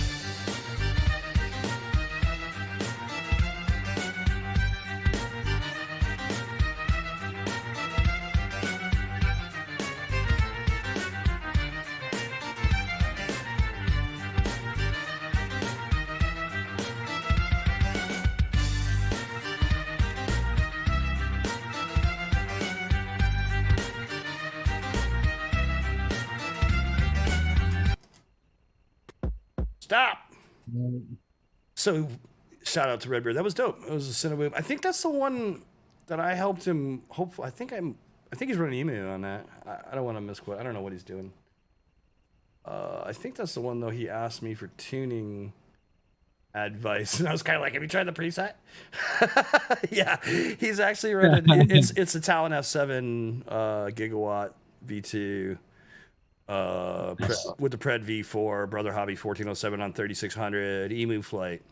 What frame? It's a Splash Awesome. frame. Yeah, it looks good, actually. Dude, if you guys would have seen, actually, well, he posted a bunch on his personal page, but man, Mike Chin was fucking cracking me up this weekend, dude. Like, you have no idea. I was fucking dying. I was dying. He's sending me videos of the fucking shit. At first, he sent me videos that had no sound. And I'm like, dude, where's the fucking sound at, dude? I was like, I can see it. It's fucking, you got jello like crazy, but I can't hear what the fuck the props are doing, you know? And, but yo, I was just dying. I was laughing so hard. The problem is you got a lot of, you know, like the Splash is a cool product because, you know, like you put whatever you want in it electronic wise, but a lot of these off the shelf fucking Cinewoops, man, they're putting fucking, you know, FCs on them that have no black box. And so they create these fucking flying vacuum cleaners that there's no way to log what the fuck is going on with. And you're creating like these crazy resonant things that, you know, and so ultimately I was just kind of like, dude, you're gonna have to tune it like a guitar, like seriously, because like it's otherwise you're gonna have to throw it. Mike Chin was about to throw a Talon in it just so we could fucking get some loggage and try to figure out what the fuck was going on, you know, because like, but I was just like, so if I could tell anything to manufacturers, I'm like, put a fucking 16 meg, whatever. You don't need a lot of black box, man. But at the end of the day, you know, one of my little thoughts is I'm just going to buy a logger, an external logger, and then people can send me their quads and I'll wire that bitch up and fucking get a log and tune it for them, you know? I'd like to make an alternate argument that they don't need a black box. They should tune them because they're building the exact same quad. One would hope. Exact same components. So ideally, you tune one, apply that to all of them. Well, there's this misconception with a lot of people, and we fight that it. there's intelligence behind these companies. Well, yes, there is a big misconception that. Not only that part, but I mean, no disrespect to all those companies out there who will possibly sponsor us at some point in the future. But maybe. Like, you know, especially not you guys, the other guys. Especially us. Sorry, Chad. flying big quads. Like people are always like, "Oh, can I get your PIDs?" I'm like, dude, you don't want my PIDs. Like, I mean, I can throw you my PIDs and you maybe have a decent place to start, but there's this crazy misconception in the hobby that like PIDs should be interchangeable, and and filtering. It's just not real. And even within the same frame class and all of that, like. I agree. You're probably going to have a little, you probably still may have to tweak a little bit. I mean, yes, that's the reason why EmuFlate, anyways, is partnering up with some companies like HDLRC, which is one of the announces. I don't know if anything else has been announced yet, but there's a lot other things coming where when these companies are making these quads, we can create a preset for a Taycan or something, for example. And I told Mike Chin, I was like, you get that thing tuned, give me your settings, and I'll make it a preset. We'll put it in EmuFlight, and then anybody that buys a Taycan with this, because even within the Taycan, they have different motor choices. And as soon as you change motors, your tune's out the window. Not to mention with Cinewhoops, man, you got to try some props, dude. Like, God, like, props are a big variable on a non-Cinewhoop quad. In a fucking, again, you stick them in the fucking vacuum cleaner, and now you've got these crazy fucking resonances going on. So, long story short, yes, companies should be making tunes, but they have to work with firmware developers that are willing to actually help maybe integrate it into their shit, or at least they need to put these tunes up on their own website. Have you seen this, Chad? The fucking Chad is starting to offer you $100 for tunes now. They're like, just for the tune. I will give Diatone props, because when we were trying to figure out something else about that FC, and their whole config file for that flight controller is on their website, because there was actually a resource issue. Oh, that's nice. Mike was having an issue getting the LEDs working, and the generic target for that FC it wasn't resourced right. So I found that out. But how does that happen? Like, is that just a fault on Betaflight, or were they just given wrong UART configuration, or? Well, a lot of these targets go to more than one flight controller, so that resource might have been good. That's why you see Maytech on like 20,000 controllers. And that's why Kevin Ocampo's been busy making specific targets for specific FCs, because we're trying to cut out some of that bullshit. Betaflight. Well, you guys made us the Talon. Betaflight makes like everybody uses. Like Betaflight makes like an F405 target that worked with one F405 setup, but then for whatever reason another manufacturer chose to pin it out a little differently, and the resources don't line up. And it's not uncommon. I mean, it's hard to make a target for fucking everything. That's the whole point of what Betaflight was trying to do with universal targets. So they would basically have like F411, F405, STM32, and then the manufacturer supplies their config, that you can apply to it and get it set up the way they have it pinned out, because every manufacturer is not adhering to one format of how they're accessing the pins on these fucking processors. So, I mean, that's part of it. And yeah, I mean, so if anything, at least as a manufacturer, get the fucking details up on your site or someplace so people like myself can find it in a pinch. And yeah, I haven't settled on tuning costs yet. Well, don't charge 100. 100 sounds excessive. I mean, if it was a big, plus that thing better come back flying like a Ferrari, dude. Right? Come back in one piece. Never sell yourself short. Though. Time is money. Time is money. That's right. Oh, I mean, what's the average setup cost for guitar? What's the average setup cost for guitar? Hey, you give me and Dragon a fucking quad. We'll tune that shit in a day. What, Artie? Said, you want me to see your guitar? $60 minimum for an hour. I won't touch it for less than 60. Yeah, it's more than no, I respect that though. And I respect that. Yeah, for a 5-inch, pretty run-of-the-mill type setup, yeah, you could probably knock out a pretty solid tune in an hour. But I mean, again, with everything, you get what you pay for. I mean, really, how long is it going to take someone to, if you really want to do like a plasma tree tune, and you sit there and you crank up P by 5 points, run a log. Crank up P by 5 points, run a log.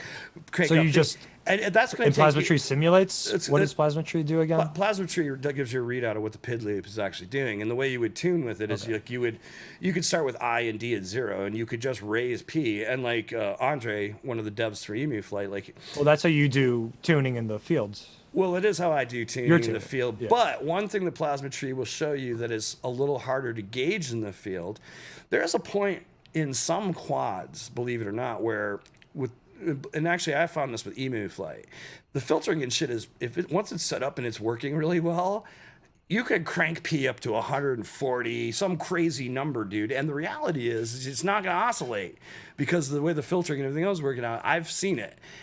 So...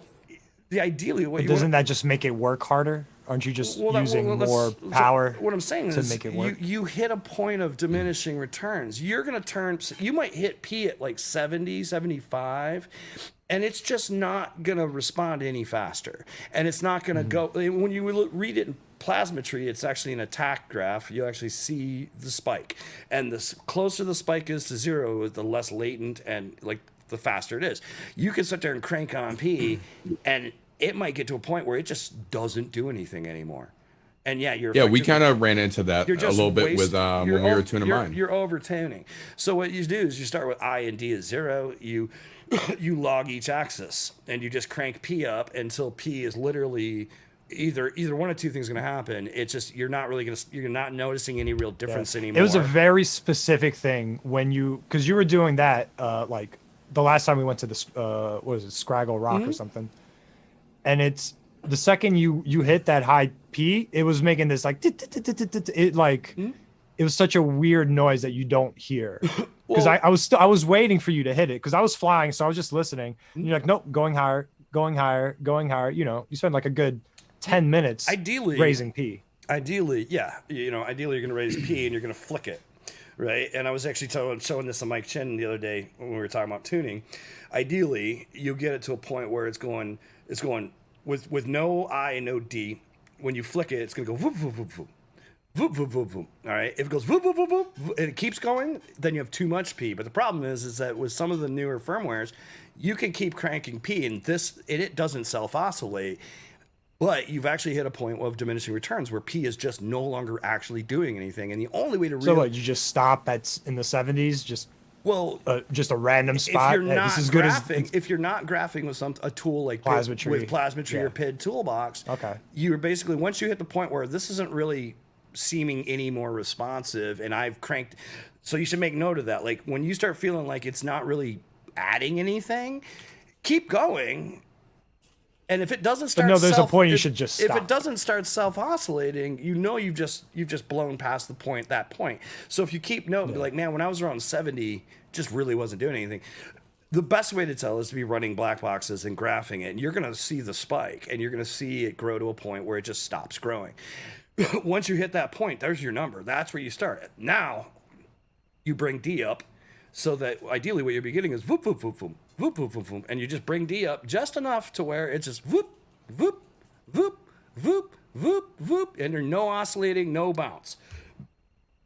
And then stingy tune it, bounce it up and down, straight up and down, and if it drifts, see if it raise I. That's it. My thing is my problem. My thing always, I don't know. I just raise I so much. I like a very, very locked in. But again, the problem is if I turn and I'm not where I aimed, that's not me. That's the quad. You can raise because I know where I'm aiming to the point where it will oscillate. Though you can get things you're gonna see when you have too much I, you're gonna see wobble in forward flight. You're gonna see wobble. So explain wobble and forward flight. So I'm moving forward. The quad will wobble while you're moving forward. If you know you've done your P and D balance is set right, and you boost I to 150, and you got wobble and forward flight, it's your I term. Bounce back. If you have no I and you tune P and D so that you can do a flip or a roll and you have no bounce back, and then you raise I and you start seeing bounce back, it's your fucking I term. It's your I's. Okay. And that's the problem. People will be like, I need more D term. I need more D term or whatever. You don't. Like, if anything. So what would be a case of needing more P, since I'm still always learning.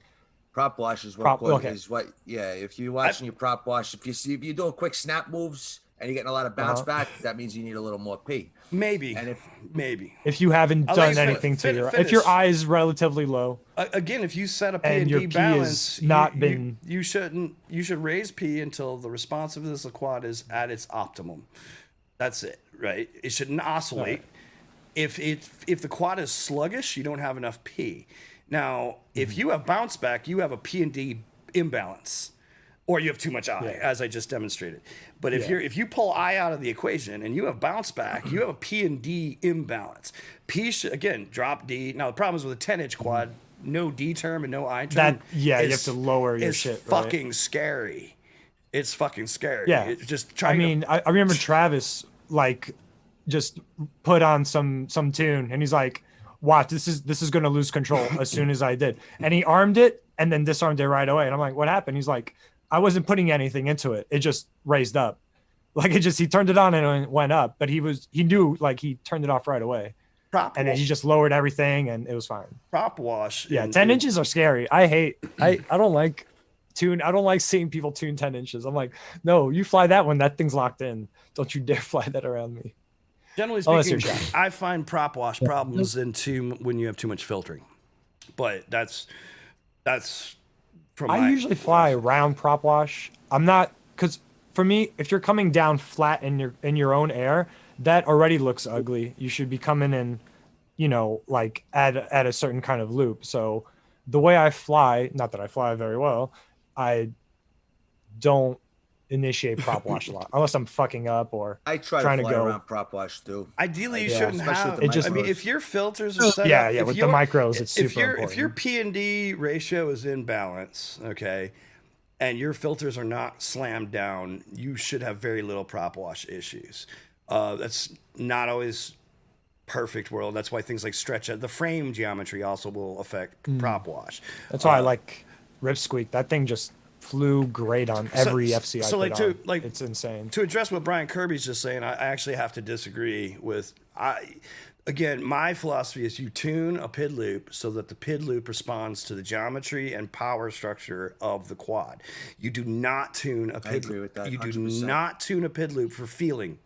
That's what rates and expo are for, and that is feed forward or emu boost and emu flight or whatever the KISS variant may be, and things like dynamic rates and emu flight are for. If you want less center stick sensitivity. There are times when it's obviously the tune when things are shaking, that's not your rates. That's no matter what, that's a whole different story. Yeah. But if you're usually able to tune any quad, with the exception of quads that are mechanically screwed up, I could tune any quad in 2 batteries. I could just hear it, see it, feel it, and then to get the feel. I never see any jello in any of your stuff. But even then, it's always really clean. Even then, you have to speaking of jello, that's many cases jello is because your D term's a little too low against P. Low? Really? Yes. Or well, it can be too high. Yes. So it's out of balance. It's out of balance.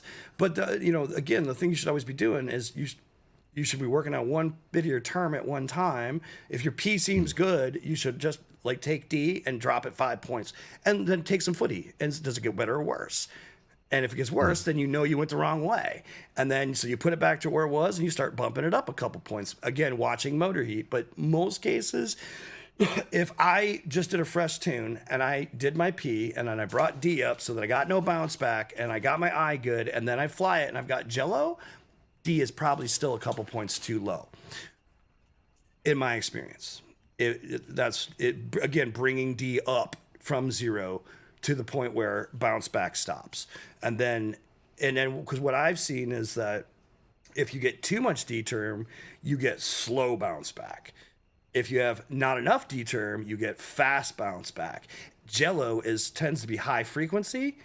And that's why I always say it tends to be too low a D. It's usually within a few points that need to be brought up because it's a high frequency. That's what jello is. It's a high frequency, vibration. So, but again, it's all about circumstances. If you start with Betaflight default PIDs, who fucking knows? it may be too high, or kiss default pitch, or whatever the case may be. So you just need to. That's why I'm always like, dude, Stingy's the fucking man. That piece of tuning advice has lived with me my entire quad flying tuning career. Just if you got the time and you're not dealing with a monster, just knock I and D to 0, get P right, and then bring up D, and then bring up I. Then look and see if you have jello. And then most times, again, you tweak a little D-term tuning on that side is good. If you still have prop wash, then I'd be looking at filtering. Because filtering, in many cases, even frame resonance, or even like a notch filter, like a frame resonance. Well, that's another thing. Again, that's what I'm saying. Look at filtering, because get a black box. Filtering's a whole other beast. I usually go with whatever the default UAV tech or JB says, something like, Get into the chat real quick.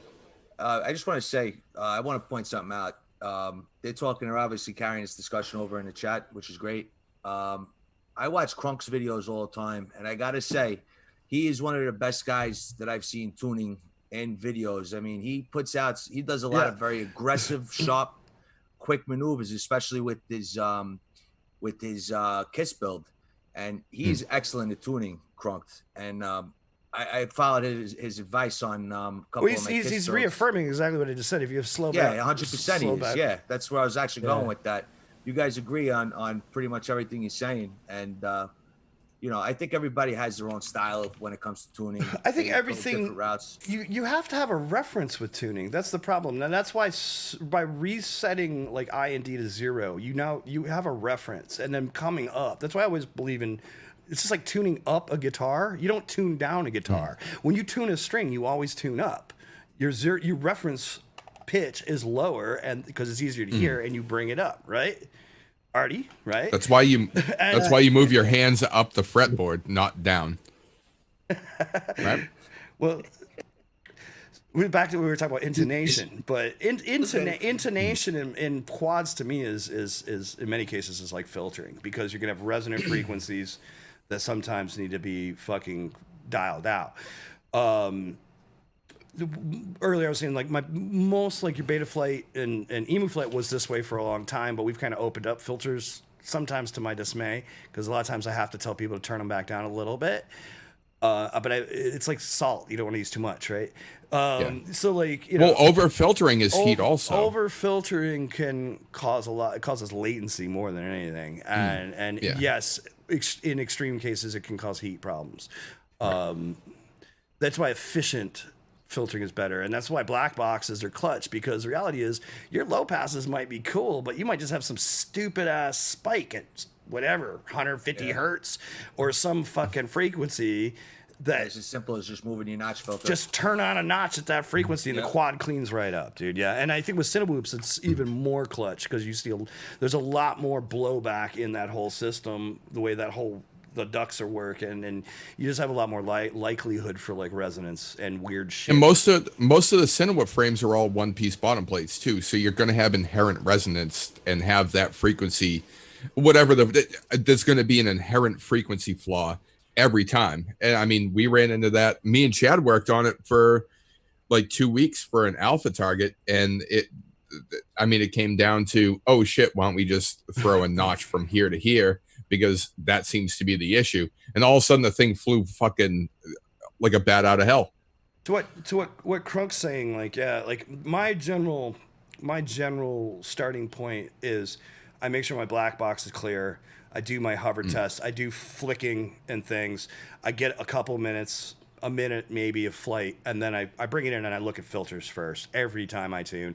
Because if you have a fundamental problem in your filtering topology, if your filters aren't set right, your PIDs will never be right, because that noise is going to be fucking with the way the PID loop is responding. So ideally, black box it, get a filter print, check your filters, make sure you don't have any obvious fucking glaring problems. If you do, get rid of those. Try to set your filters as best as you can at that point, and then start tuning. Tuning first without checking filters could lead to problems that you might end up kind of getting you where you think your tune's kind of good, but you're still having problems. And then when you finally look at your filters, you got some spike that's causing an oscillation at a certain fucking throttle percentage. And that's why you've had this MTO the whole fucking time that you were chasing your fucking tail trying to tune out.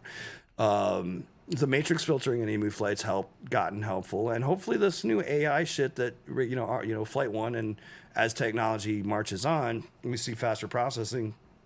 We'll see better predictive algorithms in the filtering that will make it more idiot-proof or out-of-the-box friendly. I wanted to ask you guys, because I know one thing that I do all the time, I'm going to be honest, all the time, is when I first build a fresh build, I build pretty clean, at least I think, and when I get a fresh build and I tune it aggressive. I dig in and I get it as aggressive as possible. But what happens is, as the quad breaks in, or as you crash, get into little things, whatever, you get a slightly bent bell, this and that, I end up changing my tune all the time. And eventually, I'll get the tune once it's dialed down from where I had it when it was a fresh build. So no matter what happens, if I could just bend the prop back, or if the bell is bent a little bit, or whatever happens, where the tune is stable all the time. But after an initial build, it's almost like a break-in period where after crashes and whatever happens and the quad settles into its own build and like all the little nooks and crannies settle down, then it's stable. But when I first build a quad, it'll be tuned great one day, and then the next day I have to retune it because whatever happened with a crash or whatever, it's just the way it goes. But after a month with the same quad, it's stable once they got it set to a certain point, Yeah, once it starts to loosen up and some of the fibers and stuff and the carbons, decided it's a quad now. Exactly. You know what I'm saying? That's why It's like, I don't try to just nail it in a day. I mean, for me, I will tune it out and try to get it flying good and get it close, and then I just try to fly. And it's just like I was telling Mike Chen the other day, I was like, dude, I love the tune. I'm a nerd. I never run hyper smooth because I'm always looking at my tune, and yes, I think it takes a few weeks to really kind of, and it's honestly better. Like, you want to get it close, get it close, what you think's good, and then just have fun, fly it, see how it looks, Yep. and then go home and look at your graphs and obsess over those for a few days, and then go back out and do it, And it's that exact point that I think it's so important for people to learn how to tune. And like you said earlier, I can't agree with you more, Mad Chilla, because if you just try to mimic people's tunes and think like, okay, it works for him, so I'm going to put his tunes on there and it's going to work for me. That's just not the case, because every quad is different, even with the same exact weight, components, no matter what.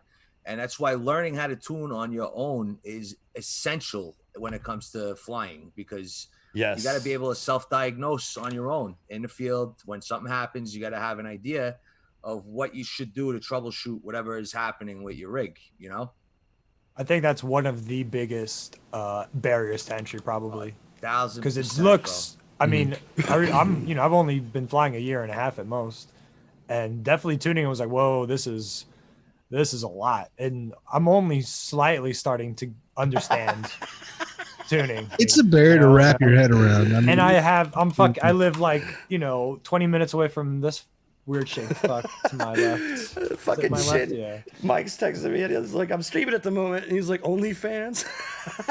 I'm like, yeah. Yep. Oh man. I was trying to find, actually I was in here. What is But when you're talking about tuning barrier to entry, it's definitely a bear to wrap your head around. But once you start doing it, and that's the key, is like, you just got to start trying to do it, and eventually it just all of a sudden clicks and makes a little bit of sense. Yeah, 100%. The trick is you got to. Yeah, I definitely think it's the most important thing. Yeah, exactly. Don't be afraid to mess with those numbers. See where your limits are. Yeah, just learn how to fly line of sight, do some flips and rolls, do that for 30 seconds, land, feel your motors. If they're fucking hot, you need to back off a couple things and just keep. I mean, it's like how many people for 5 years have done that kind of flying. And then you go out and after you run a couple of like line of sight packs, you go out and you fly because there's not any bounce back. You fly real life, and then you're like, all right, yeah, I got some bounce back here, I got some bounce back there. What do we got? Sorry, I'm giving Kirby Brian. I was like, I hear you, Brian. Does anybody know? I'm just happy you're not paying attention to my conversation. My conversation should not be paid attention to. I got a good tattoo guy if you're interested. You are looking for black and gray? Or no, I'm a big fan of Hyper Smooth. No, but I've always loved Hyper Smooth. That's mostly. It just looks so good. Mm-hmm. I have one. You think it would look good tattooed on your taint? What the? Well, that conversation's in the chat. Let's keep that conversation in the chat. He's got a pretty big. That's a different. I'm all for taking this one here.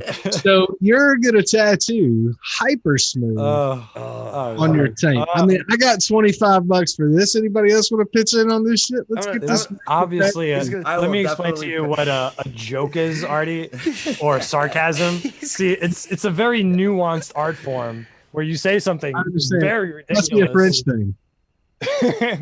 It's probably a French thing. He's gonna get West Side's tattooed. Quadrants is tattooed on the taint. Oh, were you not there? Gravy wasn't there for quadrants. No, I was very French the other day.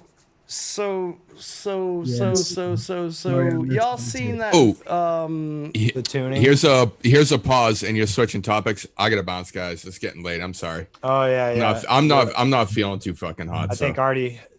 He's got to go too, dude, right? It's cool, man. School night, bud, dude. Yeah, you guys got to teach the young ones and Gravy. Hey, but speaking of waking up early, have you heard about fucking BQE.io? I have. I love it that we got the exact same hat now. Yo, did you see fucking Lamont's last video in the middle, his vlog in the Can we middle? get matching T-shirts too? Oh, he looked. His vlog is like in the middle of his last video. BU is just fucking. It's just like I was just like it is such like a BQE fucking commercial right in the middle of the fucking thing. It's hilarious. Really? I need to watch it. I was like, have you heard about BQE.L?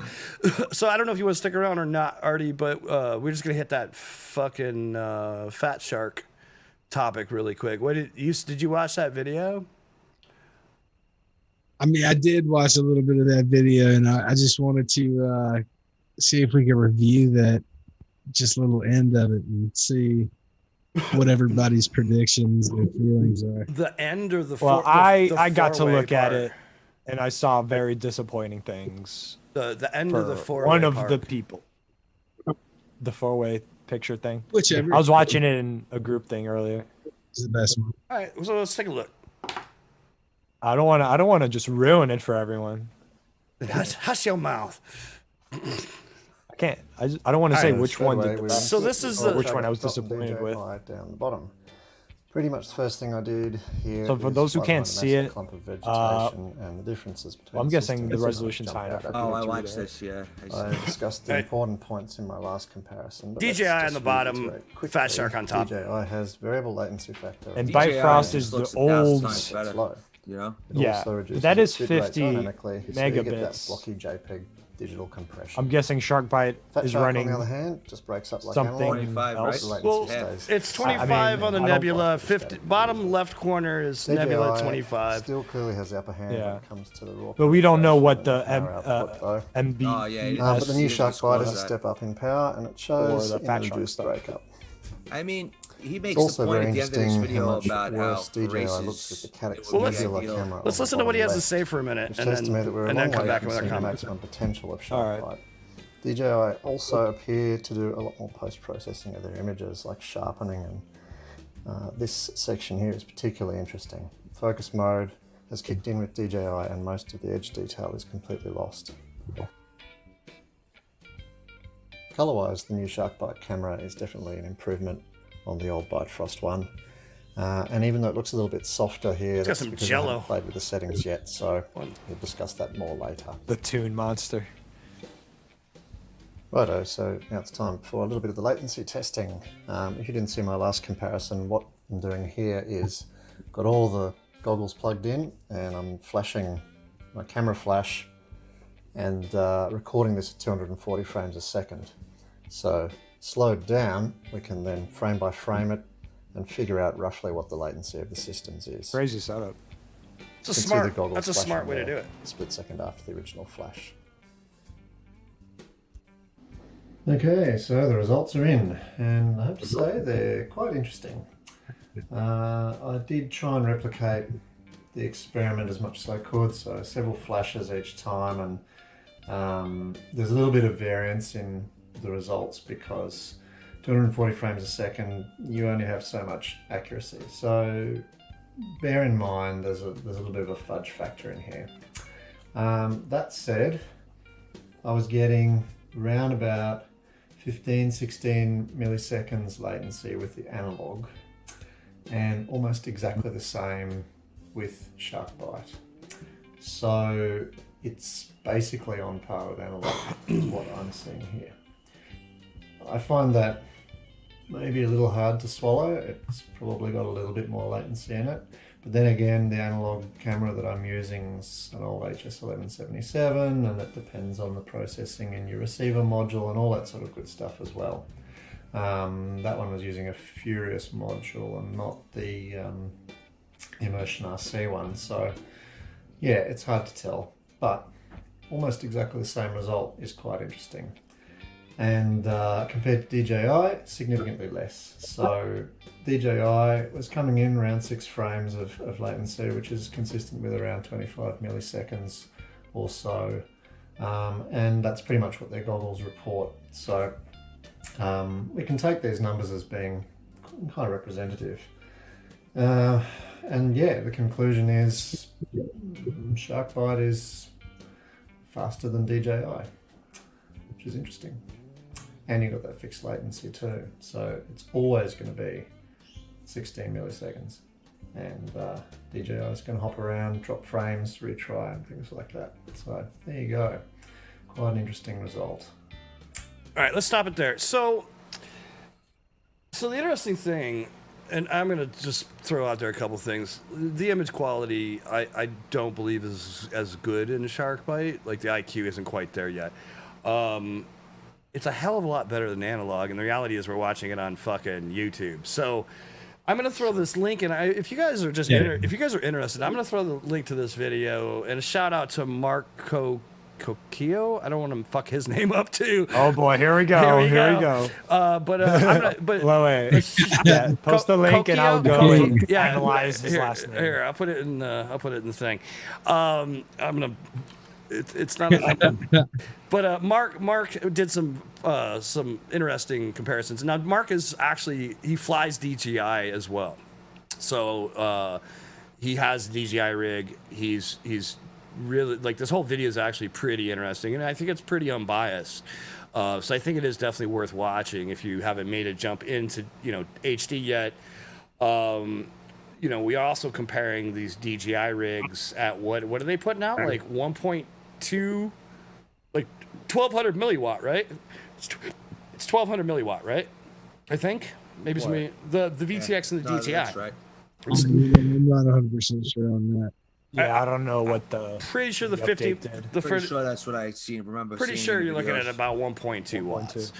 I mean, I'm not running my VTX at 1.2 unless I'm going long range. That's insane. Well, at the end of the day, effectively, that was kind of his conclusion. It's like, we run that shit at 200 at the field. Like, yeah, I mean, racers are running at 25. 25, yeah. That's very specific reason. I think he's left and right. He made a couple good points, like really stressed hard, like until you actually see it on the displays yourself, like YouTube just really, like DVR does not do it justice. Yeah. All right. So that looks good. That's one thing that I think everybody needs to bear in mind, that the Fat Shark DVR is not keeping up. And even if you were to break it out and record into like that gizmo you've got, cementkidd, you're coming out analog. You're coming out analog. You're not getting. It's not a digital DVR. You know what I mean? You're cross converting to analog, so you're gonna lose quality there. So I'm pretty excited to actually see what it looks like on the OLEDs in the HDO2s. The big thing I think that's important that we need to realize is this is another great step in the direction of digital.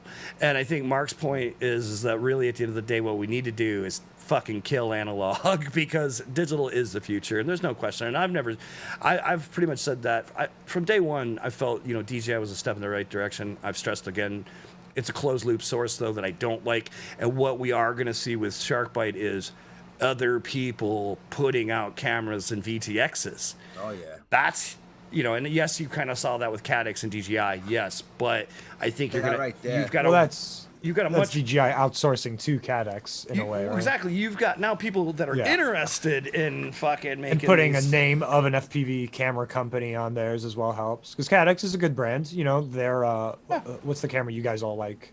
Ratel. The Ratel. Yeah, Ratel's a great Ratel's great. camera. It's right up there with the Foxy or Predator. So all I would do is that I would warn against watching the in DJI they're capturing digital on the DVR. All right. In all of these SharkBite examples, they're not. It's being converted to analog. There's no digital DVR in that equation. Fat Shark DVR. It's terrible. Or even if you're using a power play or whatever. Fat Shark DVR is whatever the hell that thing is, CementKid has that does the 60 power play. frame. I don't even know if it would be able to convert that video because it's an analog feed because it's an analog, but it's an analog connection as well. The Fat Shark.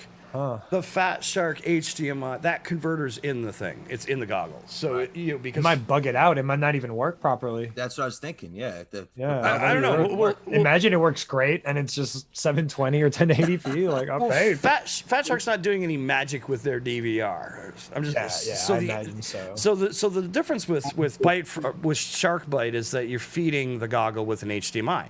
Now, if you have a zero latency pass through or a splitter, you can plug it into that first, then plug into your goggle, and then take the HDMI, the other HDMI out, and use any kind of capture device that would record digital. So you have an Elgato HDMI capture card, and you're sitting next to your laptop, you could fully bang out a fucking HDMI to it, which is one thing you can't do with no loss at all. Right, and how long is it before you see a digital HDMI power play? Oh, it's gonna happen. You know what I'm saying? 100%. So the exciting things. What company makes the power play? Is that Immersion? Immersion RC, yeah. Okay. So the exciting. They do a lot of cool stuff. The exciting thing about this, number one, is that you've got. Oh shit. So I brought this. Are you still on the SharkBite? Yeah. Okay. The reason why I have this up is I wanted to show you guys the actual VTX. Oh, is that the size of it? It's a 20 by 20, dude. That's why I'm gonna buy that. I'm not even thinking about. Oh, that's really nice and small. So you could fit that in a 2-inch, 100%. It's a double stack though, so it's a little high. Yeah, but like the little iFlight that I got, test nuggets today. I could definitely fit that in there. It is a 3-inch micro alien. Here is a shot of it from the side. And it has an MMCX connector for the antenna. So oh yeah, it is a VTX. It's a VTX, yeah, and here, let's get out of that. So, anyways, you're looking at a little bit. Peace, brother. Have a good night, man. I'm about to bounce. Later, Artie. All right, Artie. Artie, take care, bud. Yeah. Have a good one, man. You too. I love you guys. So again, 20 mil box, no extra crap. It's like 2 tanks on top of each other, 2 rush tanks. It's not too much bigger than I want to get a measurement on that thickness, but it doesn't. It's a little bit bigger than a Pro 32, which is a two PCB board. It looks like 2 Pro 32s. Pro 32 is really nice. I'm gonna say 1.5. I'm calling it a 1.5. Okay, I could be 1.5. I'm okay with that. So having said that, dual stack with hard connector in between. That's not bad at all. That is a good point actually about I don't like pinned things in general, but as long as they're held together tightly, the Pro 32 is pinned. The Pro 32 HV is a pinned double board because I've talked to Trappy about ripping them apart before. And he was like, he's like, it's a motherfucker to put that thing back together. So here's your connector. Beast, though, man. Thing is like, it's so good. Yeah, there's a connector. I have it in my. Is it a multi-pin? Let's try to get a shot of it. See what he picks it up. It's 20 by 20 ish. I don't see a pin. I don't see a header. And it has an MMC. It's right there. For the antenna. That's it. Not my favorite, but I don't see pins between those boards. I'll tell you why Fat Shark has me sold personally. There's that copper thing. Fat Shark has me sold already because number one, it's compatible with the Fat Shark HDOs. Number two, the goggles with the module on it, with the patch module on it, is still a much smaller and reasonable form factor than those stupid DJI goggles. And three, it's going to be open source, like he was just pointing out, Chad, and you're going to see a lot of other companies coming out. And I think that they're going to close that gap of the jump start that DJI had quickly, very quickly. I think by this time next year, we're going to be having a different conversation. That's my forecast. If for what it's worth, I think that if Fat Shark releases full swing by the end of this year, and allegedly we're looking within weeks of release now. If they open it up and give everybody about a year to make VTXs and cameras, you're gonna have tons of offerings. Now the important thing is seeing VTXs that are more powerful, because again, you're looking at a VTX that is just over half as powerful as the DJI. So if it looks this good at half power, hopefully by this time next year we see one that's putting out 1200, and you're going to see something a lot more comparable. Are we going to see? Do you think we'll see dual channel stuff like DJI's doing? I hope not. Where they're taking up two channels. I fucking hope not. I hope not too. We were just when we were at Pilgrim last week. That is one of the worst things that they did was make 50 mil. They literally just gavone the entire bandwidth. We had two pilots there, and with those two pilots, you got to take turns. DJI, they took up 4 channels out of 8, and we had 3-4 guys there. You can't fly. Impossible. DJI. You gotta take turns. I actually still haven't seen anybody put a proper spectrum analyzer on the total bandwidth. DJI at 25 takes like almost 2 channels. It takes like a channel and a half. The sidebands and things are so big. Now with this 50 meg mode, they're using a minimum of 2 channels, and even the DJI guys that were there were saying the most that guys can get in the air currently is 3. Mm-hmm. Even with 25 or 50? 3 at 50. 3 3 even DJI. If they stand really far apart. There's you only have 8 effective channels, and with crosstalk and bleed, you're looking at 3 pilots comfortably in the air. Right, maybe you could try 4, and maybe if you're hell apart, but I don't know, man. So there's a thing now. So to answer your question, I surely hope that future digital options do not use more than 1 channel. You don't even want the option for it? Not really. Why not? Because I'm not there. Because if we're in that circumstance, we wouldn't run that. We obviously would. But if you're alone at a bando, or there's 2 of you in a bando, like that'd be great to have. That penetration is fantastic. At the end of the day, it matters what my GoPro is recording, as long as I can see well, and it's clear.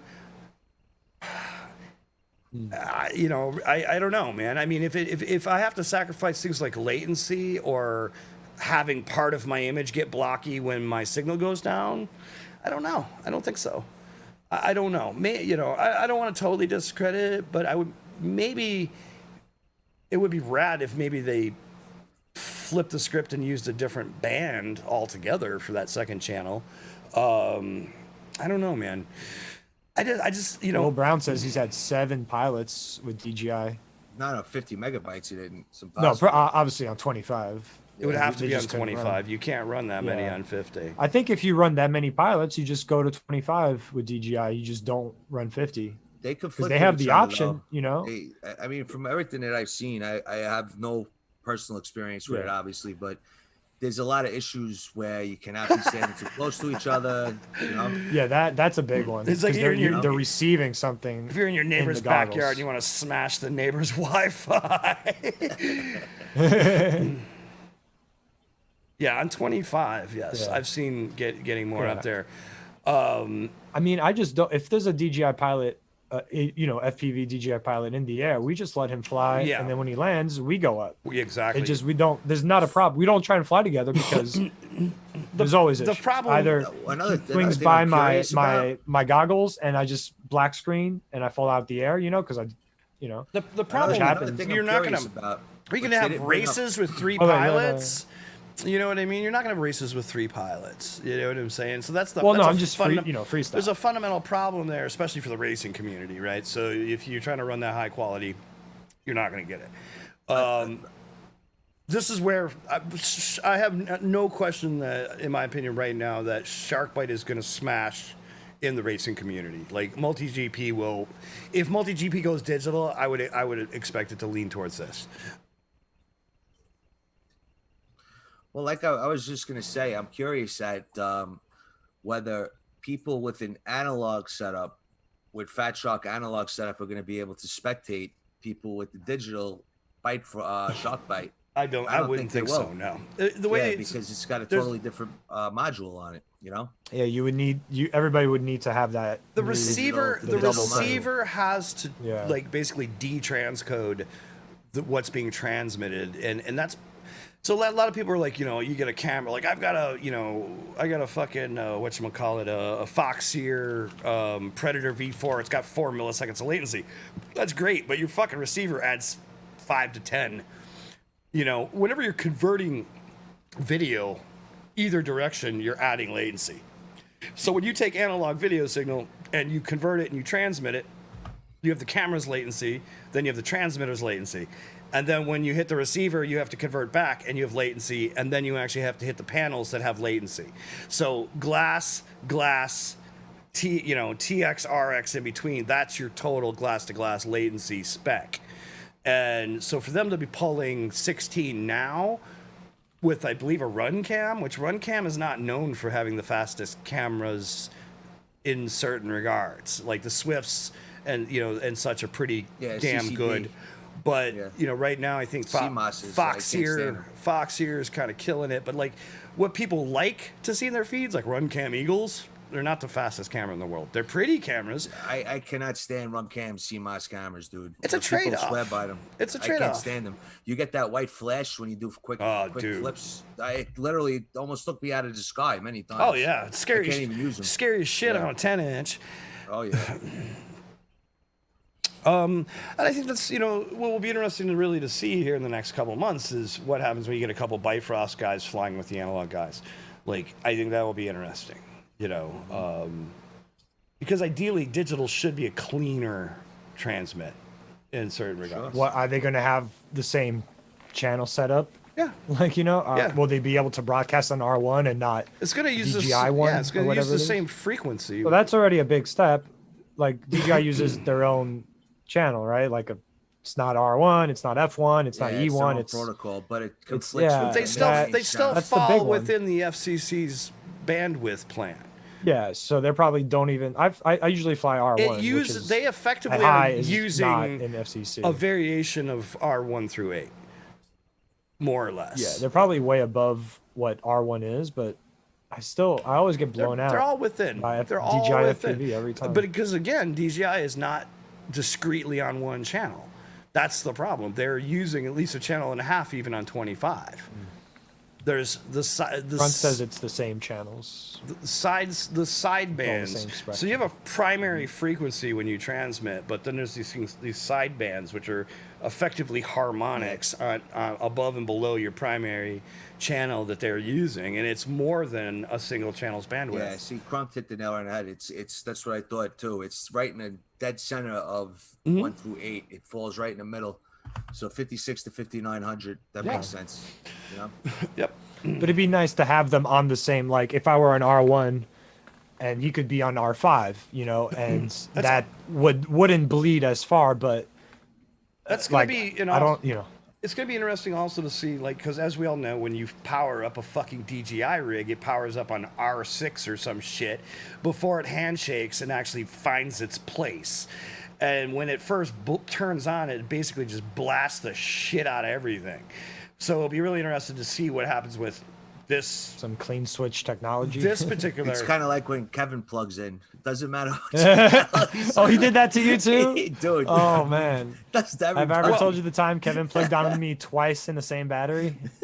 Not only does Somebody he, gets blasted out of the sky, they're like, Kevin. yeah, and he does it right in front of whoever's flying. He like literally is like standing in front of you, plugging his quad in. Like, you dumb fucker. Get the fuck away. He did it to from me us. twice with the same battery. I somehow saved it the first time. You know, banged up a prop. It's still flying. And then a minute later, he does it again. And then I just bite it and I just walk over and get my quad.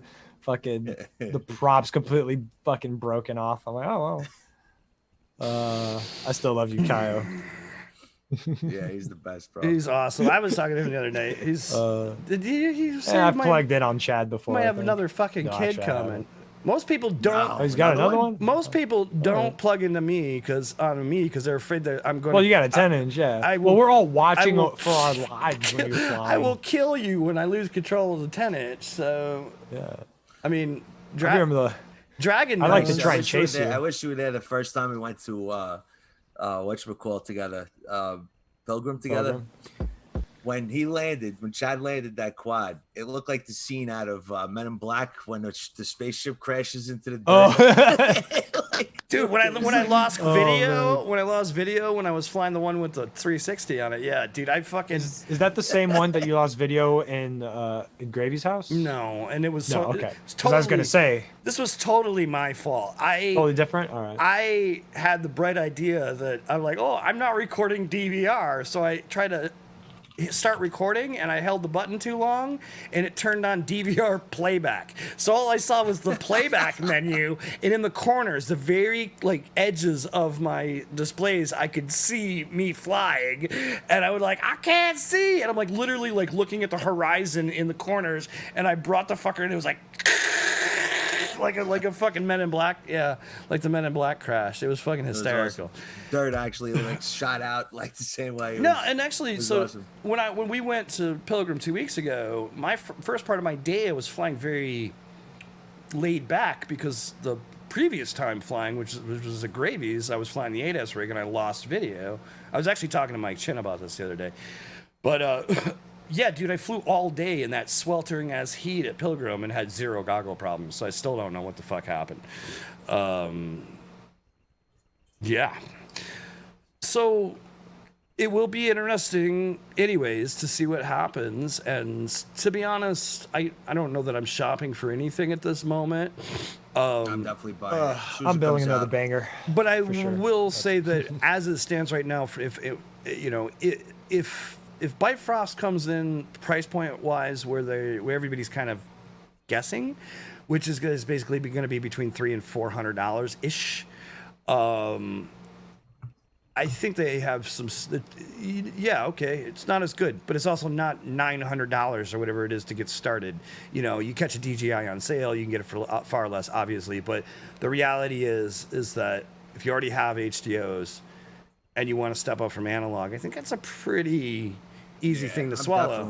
Definitely doing it, dude. 100%. No, bear in You know mind. what's gonna happen? You're gonna have a guy like Steele, which is gonna do it. You know what I mean? I'm not speaking for the guy, I don't know him, but I'm just saying if the latency is the same as they're, proposing in that video we just watched, then you're gonna have big time pilots that latency is an issue that are gonna make the move, and then you're gonna see the whole bandwagon go, and you're gonna see, I think, 75% more people on Sharkbite than you will when it comes to digital than you will on DJI. That's what I think. I think it's going to be a lot more accessible. You can use it with any goggle, period. Because anything that has HDMI input, any goggle that has HDMI or screen, So you can do all those, or if you're like all those off-brand ones. If you're like Travis and you use a fucking Amway. monitor, you plug it into your monitor, dude. Anything that has like HDMI input, you can technically use. like a DJI pilot. Because he doesn't have access to R1 on his thing, so he has to fly like off-brand channels. He does now. He got a new monitor. He's our very own. Oh, he finally got one. Yeah, his old one blew up. He's like our own off-brand DJI pilot. Anyways, leading into your channel. Sorry,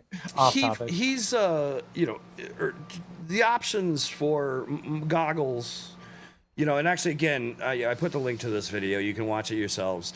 He actually really like seeing the HDOs next to the DJIs. You're just like, God damn. Like, they're so big, dude. I mean, that's what she said. But fucking, they're so big, and like, there's certain things to be said for that as well. And I guess, you know, like I said, for me, in the spirit of open source and the spirit of how our hobbies worked up until this point, it's a lot more on track with what we're used to. And if it's a $400, you know, to get a receiver and a fucking transmitter and a camera to get started, that's not too bad. I guess and it's two patch antennas too. And built into it. And and it comes with the 2 patches, so you just add 2 Omnis or whatever. And then the other thing will be is, you know, ultimately what's the end cost for every camera VTX setup, which last I heard is you're looking at like $80 to $100, which is exactly what you're paying for a Unify Pro 32 and a good ass run cam or whatever. Sure. So at that point, it's like, an easy transition. It's a lot easier, man. It's a lot easier. Yeah, so it's, you know what it is? It's like you said, it's a lot more compatible with people's existing analog setups, which is going to be a big deal, you know? So that, I don't know, it will be interesting. And again, like, I'm not in a rush to go out and buy it. I'm pretty tempted, I won't lie. If I had work this year, it'd probably be a no-brainer. I'd probably buy it just to fucking have one. One thing I want to do ultimately, though, is look in to see if we can help with the OSD integration, because it's the same as like what DJI is right now. Like, you've got limited OSD integration. You don't have full OSD integration currently. But since Fat Shark is a lot more willing to play ball, I was going to talk to Greg and be like, yo, maybe Emu can help with some of the MSP and OSD integration, and then, you know, swing a lot of people to Emu. That's for sure. Well, it would just, you know, the regular comment I get is just like, you know, all the devs involved with eMove are a lot more open-minded about these things, you know, and that's cool. Like, you know, I'm glad that that's what a lot of people tell me that. So it's just like, I think that it would be a good thing we could potentially help with. But at the end of the day, like I said, I'm a big, like, wait for V2 kind of guy.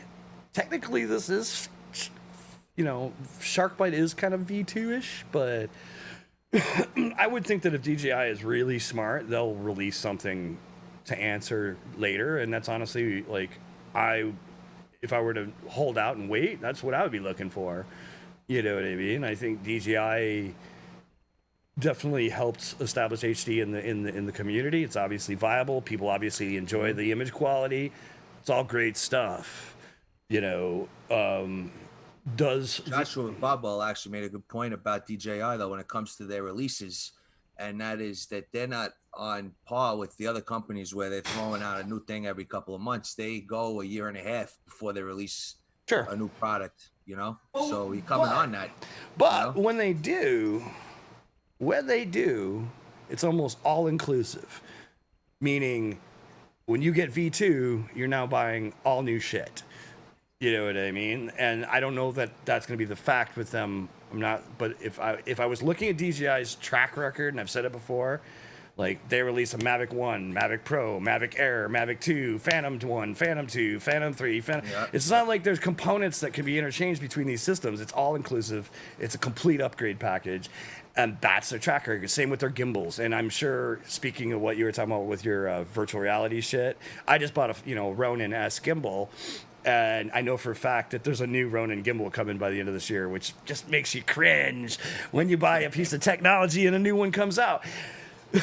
That's DJI's track record. So, oh, you mean me buying an Oculus Quest? And just leaked Oculus Quest 2 the other day. Yeah, and I mean, and it's fine. I'm a Beat Saber master already. I've perfected the game. If I had to lay money, I would expect companies don't tend to change their MOs much. So you're saying DJI version 2, new goggles, new VTX? I would expect to see some. DJI loves to give you a reason to upgrade. Would they announce new goggles? Not. I never in a million years. I would. Right? Yeah, I would expect to see new goggles. Yeah, their next goggles right away. They're probably going to shoot for 4K. DJI's been out for over a year already. Ooh, smaller. A more form factor 4K, version. Yes. Okay. Color, you know. I see. Okay, Chad. I see what you're thinking. And, yeah. And okay. If you expect those to work at the same at the high end, they might be able to see the old VTXs, but you're not going to get whatever their new resolution is, or you're not going to get X feature, or DJI backwards compatible. Loves to give you a reason to upgrade.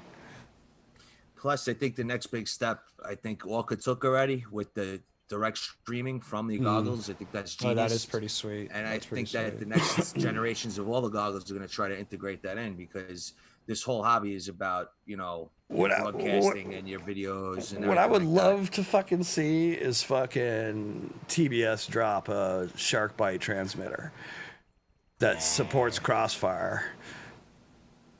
Oh, that'd be great. That's what I would love.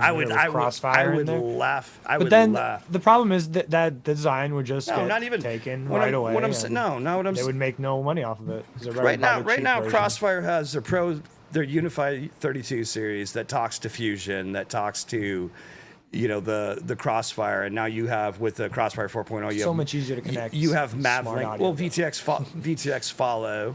Yeah. And no, fuck that. You're absolutely wrong. It's so much easier to hook it up to your RX than it is your FC. You can pre-build that and never even have it in the quad. And it works way better for OTA updates.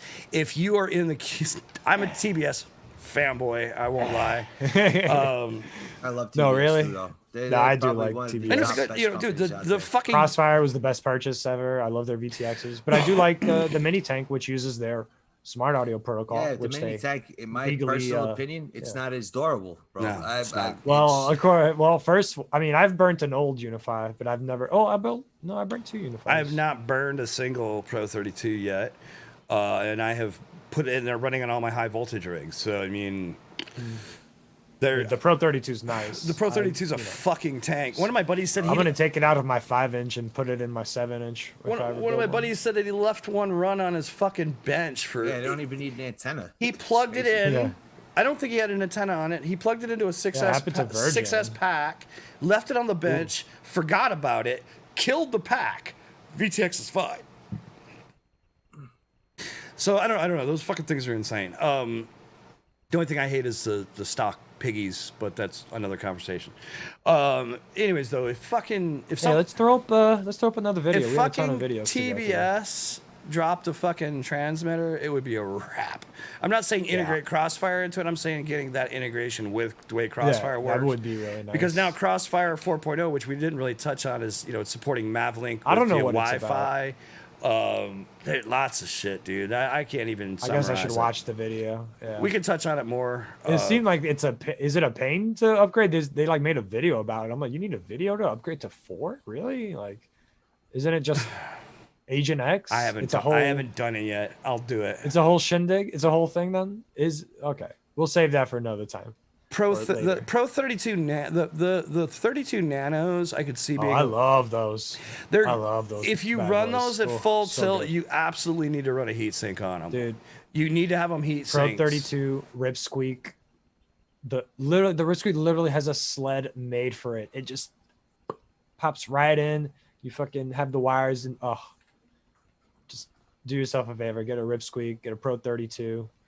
Get a 16x16 FC ESC combo. And throw some giant motors on a 3-inch rip squeak, and you'll never fly a better quad. I guarantee you. I wish I could. It's on my power play. I could probably put it on my computer. You got to see this pack I had 2 days ago with my 2-inch in Long Island City. There's a building in Long Island City that the top of the building has like this ring on the top. It's nice. literally. It's literally the size of a door. It's that small, but it's 60 stories up. And dude, you got to see this dive. It was insane. You got to cut it, dog. You got to cut the video. Yeah, but it's in standard def. I just hate posting in standard who def. cares? Yeah. I put them up and I just put them like unlisted and then put the links randomly. And that's the other. I have a ton of stuff. The other thing about TBS is I've got a box, so like all my old Unifries, all my old shit that I have killed along the years, I have a box. And I keep mine too. And I've accidentally fucked up a couple Crossfire receivers. Yeah, the little like keep a resistor box on the side or something. Yeah, keep a box, get a pile of them, collect them from your friends. Once you have a big box, send Mike get a count. Send Mike a fucking tells me that all the time. Send a fucking ticket over to TBS. Tell them I got 2 Unified Pro 32s. I got fix 5, them all whatever. For, whatever shipping. the cost. It's basically. Yeah, the shipping, and then couple, like the resistors you break, you'd be so surprised the little thing you break that are just, I don't even think important, they but like charge worth for the repair. Oh, I don't know, but it's worth it. They're great components. Just because for me, it's when it happens every time. I have to rebind a Crossfire because I switched over to a new controller to the Tango 2, so I have to rebind all my shit. So I have to open it up because the button's underneath a thick ass pile of plastic wrap. And every time I cut it, I rip off just one of the capacitors on the side. All the time. There's like those 3 right there. Just every time I look and I'm like, yep, there it is. You know it's how gone. many Boom. of those I have in my graveyard? Yeah, bin dude, just like chiller. Once we all get fucking bored, we're just gonna send them like literally like a 50 pack of Unifies and Crossfires, and I don't know. I think we're gonna go for the record. Yeah, dude. Just to show you guys. Actually, Jesus Christ. Yo, so you guys know. Oh man. All right, and that's just one. I have more of these. There's like 3 of them under there. Yo, Risco, are you still in the chat? If you are, chime in. So Mike Shin's asking me if 3AF XL is sick too. Sorry, Will Brown. I love when people talk BQE frames because they're the fucking shit. So Risco in the chat, and I've mentioned him before, is helping Emu Flight with a new config called Nemesis. And if you're not hip to it, that was it's based off the old Helio Pegasus UI, and it's going to be pretty dope. So Mike Chin wants to know, I'm hoping Risco's actually still listening, if we can add something to the config where we can use an aux to select LED colors. So for example, you could have a 3-way position switch and have 1,000 be red, 1,500 be blue, and maybe 2,000 be all white. I know you can do it via LED profiles. Kinda. You can do it via OpenTX to some degree. Really? But he's asking for a very specific settings. So like basically exactly that. Like I want to have red is 1,000 or position 1, blue is 1,500 position 2, and whatever OpenTX spits out. So yeah, Risco, if you're listening, let's talk about that later.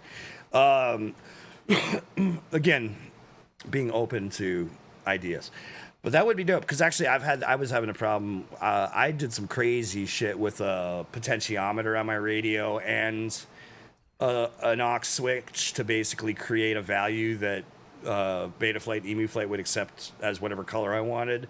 So it was a big pain in the ass though. But I was able to do offsets in the OpenTX mixer on my radio, which is one way to do it. But Mike Shin's probably not listening.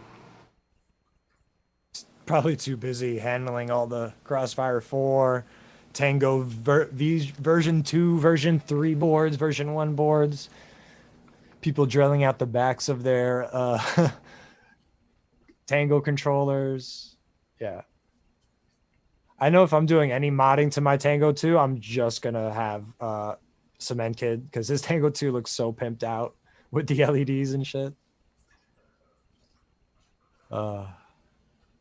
It's so funny. Like I wish I'd known they were like planning on updating their Tangos like that, you know? Yeah, that was awesome. The LED upgrade, right? Yeah, that thing looks so crazy.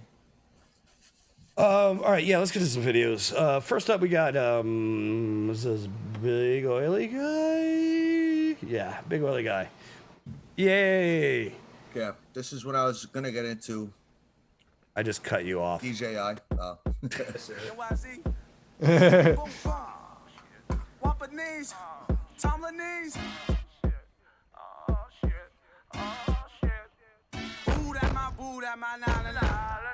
I just need the top, we don't bump and grind.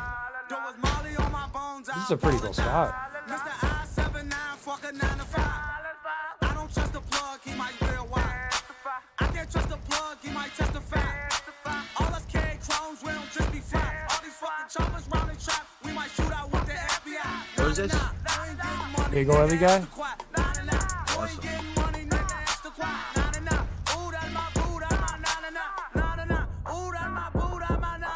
It's such a sick. Oh! that was sick. You knew about that fucking hole. Yeah. Definitely. Because I was like, what is he aiming for? I was like, oh, okay. That was sick. This is a really nice spot too. That's a sick spot, dude. This is a tough spot to fly. Yeah. I would definitely be running 1,000 here. No running 200 here. Ooh, cricket, watch out. Wow, that was sick.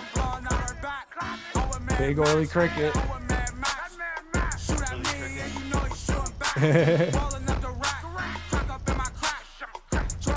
Rates are super fast though. That makes you want to do graffiti and fly drones in this place.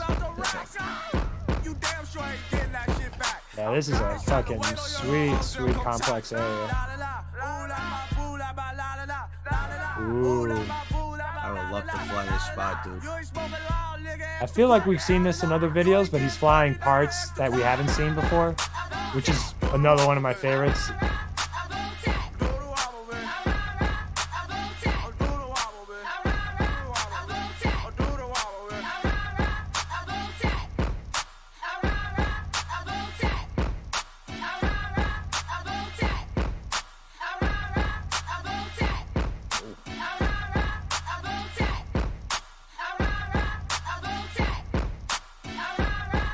Ooh! Wow. Monster. That was fucking awesome. That was awesome. Next up Big is oily cricket. Sparks. The one and only Sparks. Yeah, I said I love my life, I love to live. I don't know what day it is. I'm doing things I'm passionate about, and I just had a kid, so I might sound real adamant when I say that I love this shit, and you can't get enough of it. So come with me and take a trip. The sentiment I'm trying to get across is when I want to take my losses, still get back up on a horse's racetrack, A-track, ain't that often. Said you got this. Yeah, oh yeah, you It's got like a backwards this. wall ride. Dream it, then you speak it, cross Or it, tree like ride. regardless, I'm on it, on it. Curious, this doesn't look like a 5-inch rig. Like I could fly, 1,000 reasons why.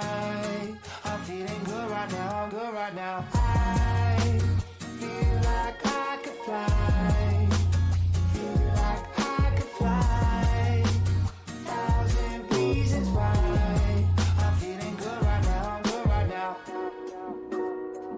Don't ever give up on you. Don't ever give up on you. Don't ever give up on you.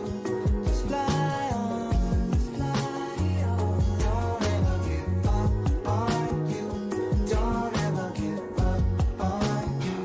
Don't ever give up on you. Just fly on. All I know is I'm here cause I wanna be. My condolences to all of those who try to follow me. This path is long, this path is hard, but I did it all, no apologies needed. If I could, I'd repeat it. You know I do it cause I love it. It's got my heart so full of feelings. Now I revel in every second of the day. Used to have that devil inside my head, he went away. People out here ask me what I'm doing, man. Now I got here what my style is, and I tell them all it's just real shit. Can't fake nothing, go all in. Shout out to Sparks. Dab time. Broccoli FPV up next. What's up, guys? We got a visitor. What's up?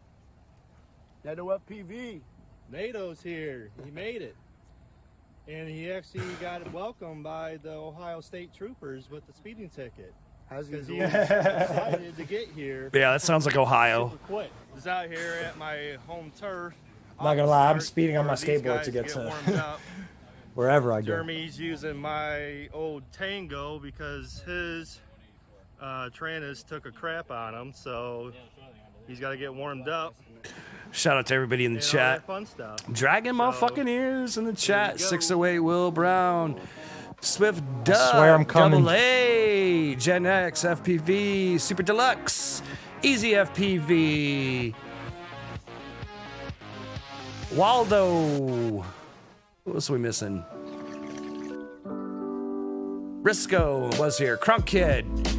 Thanks for joining us, guys. We appreciate you guys each and every time. John Solo was in here.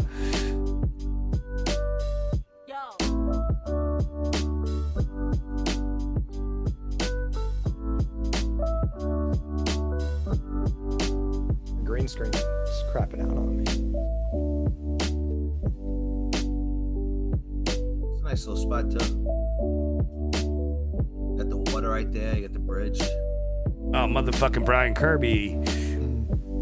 Oh, those trailers are giving me PTSD. I slammed into those trailers at Gravy's house so hard. I really should do a video of that because that got so little flying in. It's not enough. Like, for me to have a good edit, I need a lot of packs because I'm bad.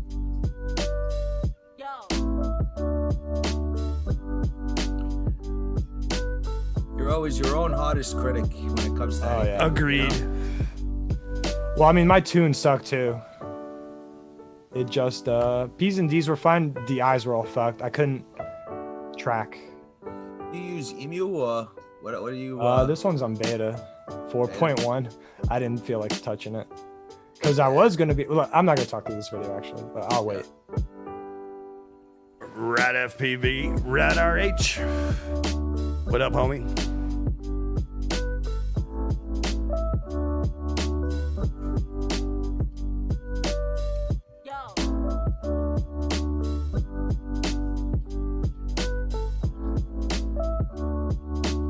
Oh, please.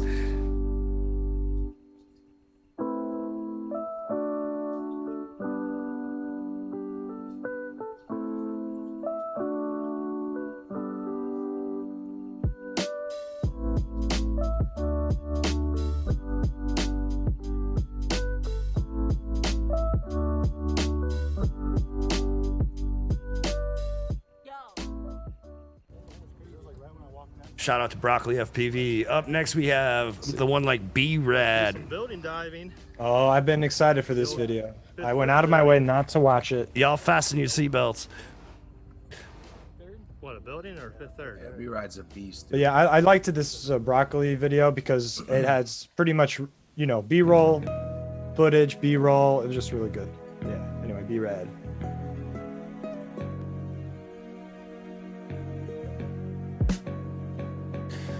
Yeah, we need to find a fucking bando like this, Cement. Yeah, I know, man. I want one so bad. Yo, a dude turned me onto this crazy little gap. There's a spot up in Connecticut. Right there. See that? Connecticut. Is there? I'll go. Well, we were talking about making road trips soon, so. Nice. Yeah, I'm definitely down. You find. Just give me more than like 4 days notice. Because this week I'm busy anyway.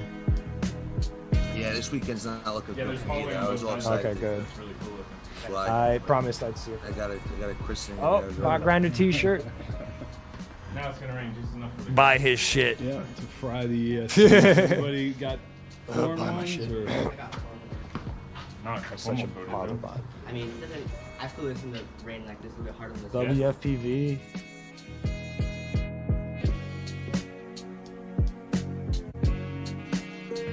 There's so much going on there. Yeah, it's so complex. It'd be a great place to play paintball or something. Yeah. Fuck that, I want to go break some quads. Oh yeah, no shit. Oh, you'll definitely break shit in there. That's without a doubt. It's I'll like definitely stating go the through obvious. At least 2-3 motors I'll lose in there. I would break everything I had there. Probably. I would just beg Dragon Ears to let me charge off his pack. I'm like, just one more pack, dog. Just give me one more pack. I'm like, let's drain your quad or drain his scooter battery. I'll fucking open up my skateboard, start charging off of the fucking. Yeah, no, when we go fly, dude, I actually made. I'll tell you. Ripping up the bando. I love all that ivy everywhere. Love. Goon Squad, baby. Hell yeah.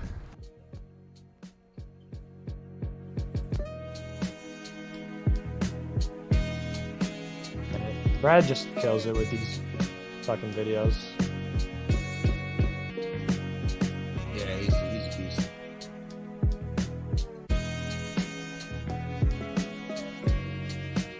Shout out to B-Rad. He told him he couldn't be here because he gotta wake up at like 4 in the morning. Yeah. Nice. Damn. Oh man. Yeah, like I was gonna say, dude.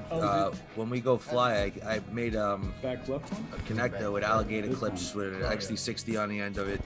So I just Oh, plug straight nice. into my car battery, and I leave the car running. I leave the car Sweet. running, so that I way just we can charge all day. catch the whole that's car on sweet. fire in the field.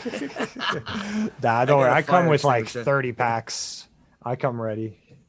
I want to shout out everybody who actually joined me for my video drop this last Saturday, which was Oh, you hilarious. premiered it? Yeah, and my internet shit the bed literally right in the middle of it, and I couldn't even I couldn't watch it. I was barely able to keep up with the chat, but it was lagging like crazy. But I just want a big thank you to the guys that did show up because that was really awesome. Made me feel so good. Yeah, so you have a christening this weekend, huh? I actually just got 10-inch packs, props. So part of the other, nice. Yeah. So aside from the fact that session before this last one, I had my goggle issue. I literally had one pair of 10-inch props left, and I was like, yeah, if I break props, I'm fucked. So I'd either have to swap them off another quad or whatever, and it's painful. But I just got fucking a box of fucking aeronaut cams and yeah, so hopefully I can get out and rip and Did not you worry do about your it. balancing act on them, or? No, not all of them yet, dude. I got like 30 props to do, so Oh, wow. it's yeah, it's yeah, I need to get out and, but yeah. So anyways, I had to fly the 10s a little more. Or a little I'm less. gonna less try to get out of it though. aggressively. If I can, I will. What, You the know, christening? Yeah, well, it's all for me too. If I gotta fix my quads. If I don't fix them, it really makes no sense to me. I gotta have 5-inch quads to take out there. You know, I have 2 working quads because I'm not touching the curse quad. I just gotta open them up and put them on a bench and really see what's wrong and I gotta fix. But it's probably could be done without buying anything. I have a ton of extra shit here that I could use just to salvage to get it up in the air. You know. Step 1, put it on the bench. Stop building fucking race cars for a day. Oh yeah, I know. I was like, this fucking guy, I already have too many goddamn hobbies, and this guy is picking up more hobbies, and I'm just like I can't. I'm living in VR. I'm trying to be supportive of my brother and everything, but there's also this, I'm just like in the back of my head, I'm going, man, I can't. Like, don't even stop showing me this shit, because like I can't. You gonna fucking build one of these fucking things. What's dope about the one that Just you get a binding ride. I mean, I have a 24 scale that's pretty built up. It's so fun. Mine's I'm building out my little. This thing is epic, dude. It took a lot of time and energy to get this thing like this, you know? Yeah, it's a fat build. I'm trying to get Brissette to join us in the Discord so you guys can nerd out, because he's kind of interested in those. I mean, I built up my own little 24 scale, which is pretty nice, but it's old school. You know, all that yours is belt driven, which is really crazy. Yeah. It's really interesting though. Easy FPV, I forgot to give you a shout out, or did I? No, I think I did. God damn it! If I missed anybody, if I missed anybody, I love you. Sorry. All right. Next up, we have Nerdcopter Emu Flight Dev. Oh boy, let's go. Emu talk. TX. It's wrong one. Is this 360? Ooh. I don't know. It looked interesting. I watched a little bit of it. I'm like, all right, fuck it. Yeah, I put Willy Wonka in there too. Yeah, dude. Right? Ooh, that looks so cool. And I love Willy Wonka, so.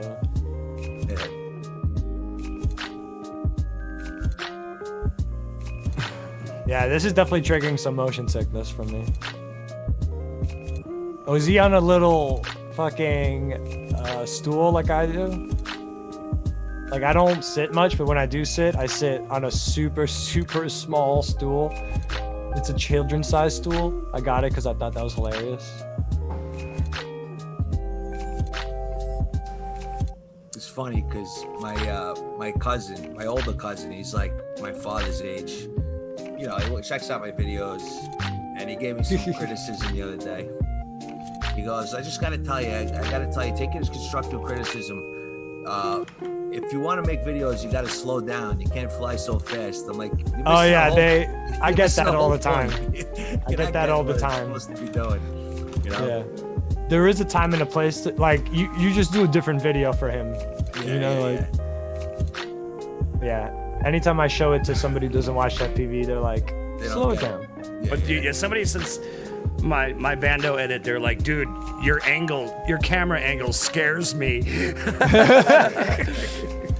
Yeah, you fly at like a 60-degree angle.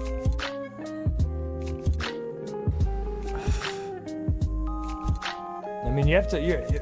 It's like, if you're gonna get a Mustang, are you really gonna keep it in like third gear or whatever? I'm not sure about cars. And technically, for quads, the gear is just how high you can tilt the camera. You know, what to keep you able to see. I'm trying to think what my angle is on that bando. I don't think it's that high. Could you fly at 85 degrees? I probably could, yeah. I do just a 5 degrees of lift in lift off, yeah. That'd be crazy. Oh, it's wild. 5 degrees of lift is nuts. 60 on the 8S is crazy already. Like, how do you even keep that quad up or land it? I don't have to drop throttle in corners. That was Last such a nice pack. video. Failed hurting party. Mustangs don't get a third gear. They usually jump the curb in first or second. Fucking 608. And rates, he said. I'm trying to see what he's talking about. Getting ripping a little bit.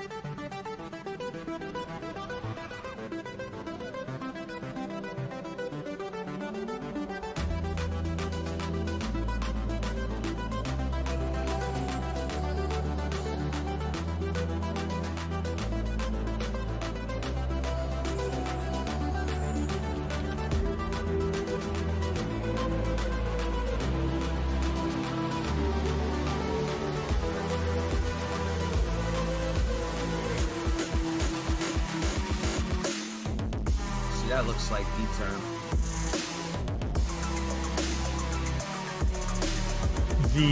The slight twitch Jello. when he's kind of hitting the apex of like the landing, I guess, of the trick. No. That I'm talking about there's a slight jello, very slight. Like during regular flight. You see it? Yeah, I just noticed it. Not criticizing. I see it now. You know, it's great flying. Yeah, he's got a little jello. So is that a little not enough D term? Because it's this is exactly what I was asking about. That's forward. That's what I would think. Yeah, this is exactly what you said. Forward something, right? Like I said, I would drop D5 and see if it gets better or worse, and then I would take it from there. You need to have a reference. You can't really say it's too much or too little. It's more about how out of balance it is with P. You're right. Yeah, it's true. You need to set a reference first. If you raise your P, you could straighten it out, but maybe not, because if D is already too low, you're going to get jello. If D is too high, you're going to get jello. It's about it.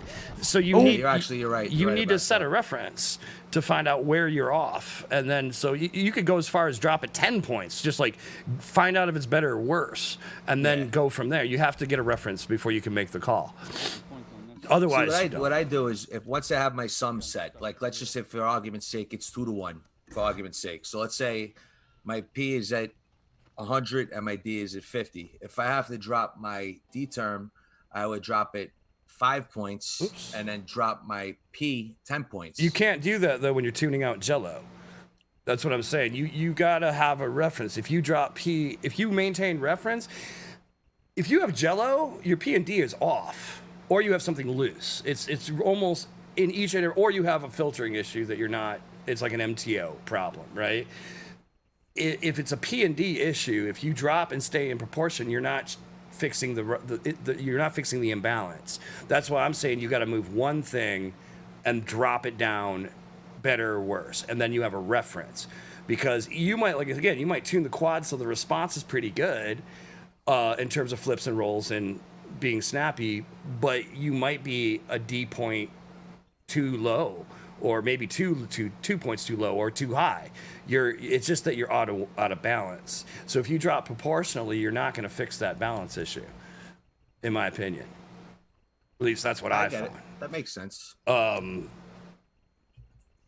for me, like, I have my Radix build has some jello on it, and that's something I need to. I dropped P a little bit, and it did not help. So my D term might actually be too high in my case. The other thing is, and one thing I love and hate about the Betaflight sliders is because they are very much about setting P and D ratio and then raising those two together. But I've also gotten to a point where I've overcranked quad, where I've just had P and D is so fucking crazy high because the quad can handle it, but it actually was it was overtuned. And when you get high D terms and you break a prop, that's when you're gonna see a motor smoke. That is one of the benefits of D minimum in Betaflight or SPA in EMU flight. Bigger buffer. Because again, and the reason why you have D-min and Betaflight is because you basically can set your D terms so you don't have jello, but in super aggressive high rate maneuvers, you might need a little more D I love D-min. To arrest your rotations. It's a huge factor with me when it comes to tuning. You can do a SPA in EMU and get the same basic effect. I have been pushing to integrate D-min. I'm not the only dev, so I only have one vote. We'll see what happens. But it can be done with SPA and EMU flight. Because SPA is basically stick point attenuation versus throttle attenuation. Therefore, meaning when you're at high stick deflection or high rate maneuver, you can attenuate or boost D term just in those areas of rotational speed, which is interesting. It's just a different way to tune the same thing. So you can leave D low enough so that the quad flies good, generally cruising, keep your motor heat down, and you don't have jello. But if, like for my example, on a big quad that has a lot of inertia compared to a 5-inch, I need a lot more D to arrest that high rate maneuver with so much mass that you don't have in a 5-inch. Interesting though. I mean, I like to hear different people. I like to hear different approaches. I always lower. If I'm lowering my D, I always lower my P2 because it's just, I always do. You know, sometimes not in the exact ratio. It depends on how much oscillation I'm getting from D. You know, if I'm getting a ton of oscillations from D, I'll just lower D a few points to see if it's better. But most of the time, if I get those oscillations in just plain flight, when I land, my motors are hot. You know what I mean? Which means my D is way too high, you know? Well, that's the thing, because a lot of people get in that trap where they've got P pushed so high that you can't push D up safely anymore without generating heat. Yeah. And in some situations, you have to drop P first to rebalance D and in reproportion. And it's hard, for me, 2-to-1 almost is never my ratio. I mean, I was just giving an example just for argument's sake to show how you would drop 2, in ratio. Mm-hmm. You know, definitely.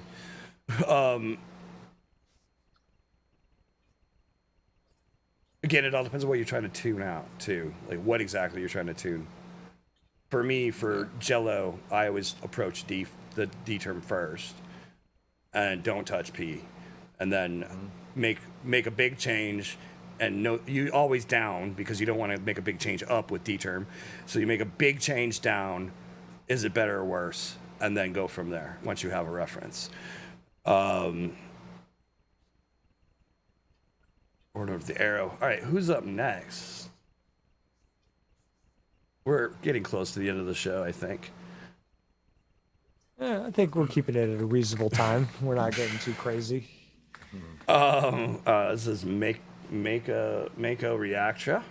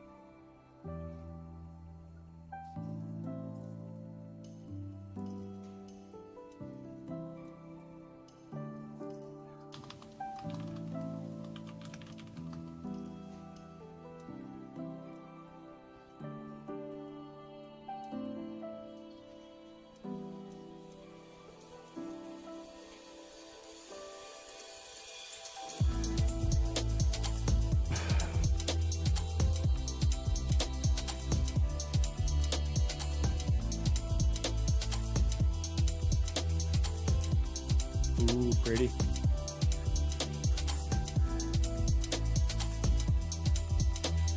I would have been like, no, bird, how dare you land? Fly for me, you bastard. Well, now you take off.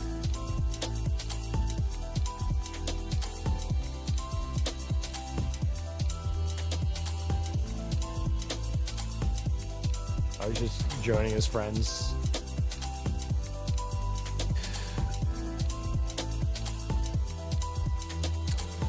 Super nice image quality. Yeah, really clean. I wonder if she shoots in 4K instead of 1440.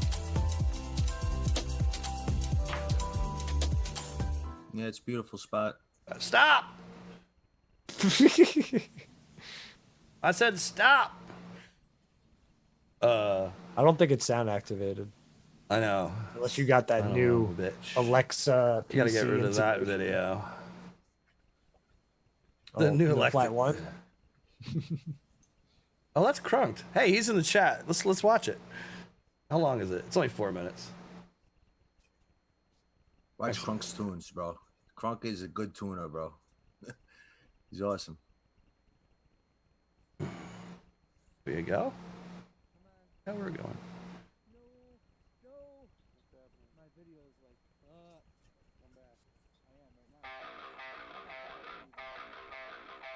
Oh, I think I know this song.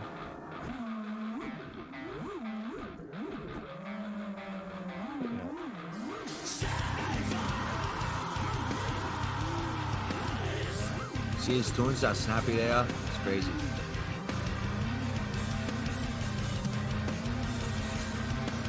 I'm sure Chad's gonna nitpick something.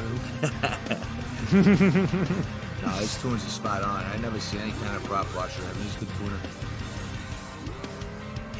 If Jesus tuned a quad, Chad would still say something. Chad knows his stuff, man. That's why I listen. Oh, but you know, you look. Nah, I'm just too people, you know. It's true.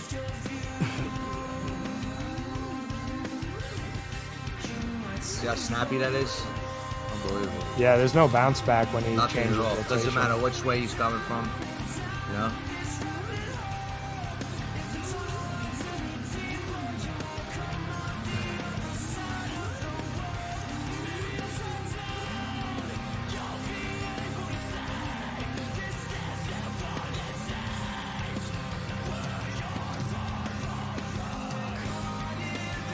He flies Better Flight and Kiss too. He had one of his videos, I think it was in one of Bachman's streams. Yeah, he's like BU flies like every FC. Yeah, so I was like, wow, that Kiss tune is awesome. He's like, no, actually it's Better Flight. I was like, you gotta be kidding me, really? Oh, nice. Yeah. No, but it has like, you know, Kiss has like a certain way it flies. But he does the same thing with Better Flight, you know? Yeah. Very impressive. I should have asked Gravy to fly his Kiss quad. I could have crashed that.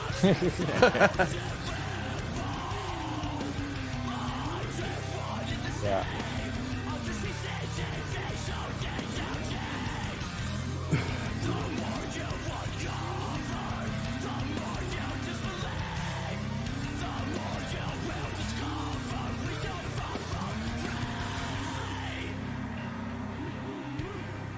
Oh, he's like, oh, soft target, moving away.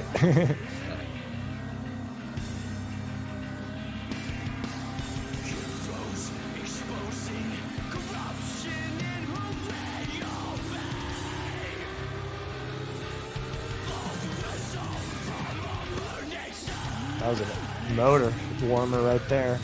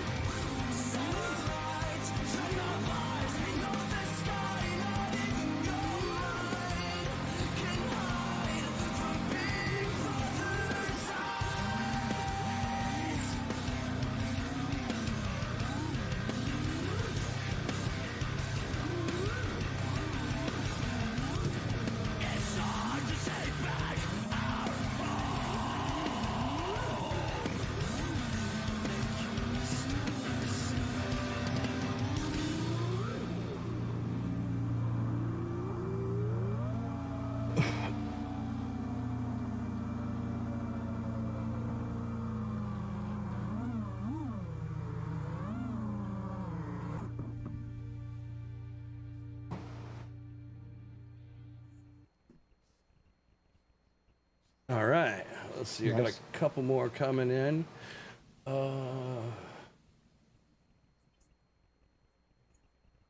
This is going to be interesting. Oops. Ah, shut up! I'm gonna take the liberty. I'm gonna take the liberty of playing my own goddamn video. Oh, how? Damn, I can't think of a funny thing to say. All right, it's a me. How predictable. Oh. It's a me, Mario. Who are these weird shaped fucks?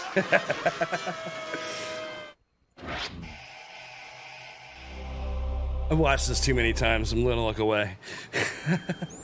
Go easy on me.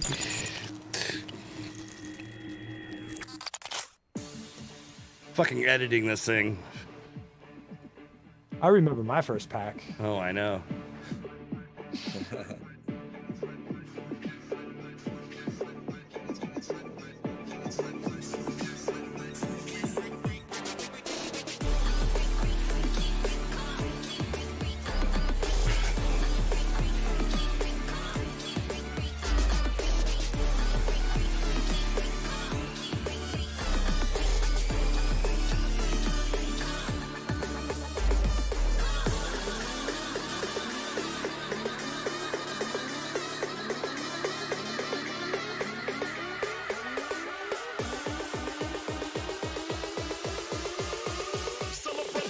This was such a good day. Yeah, it was great.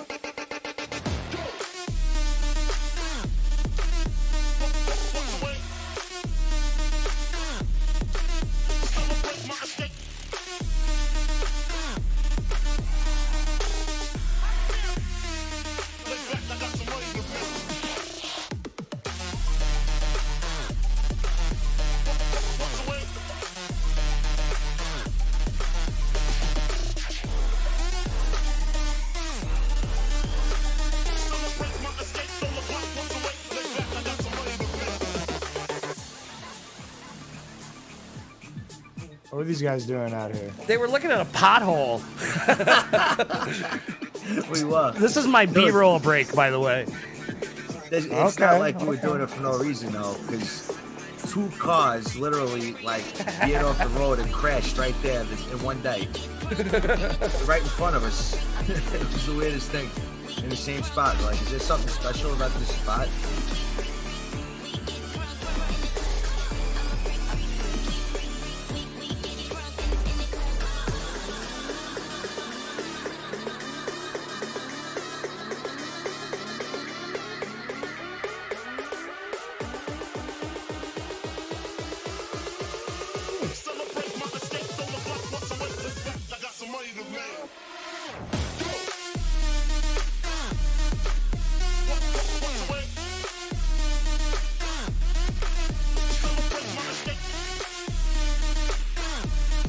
Oh.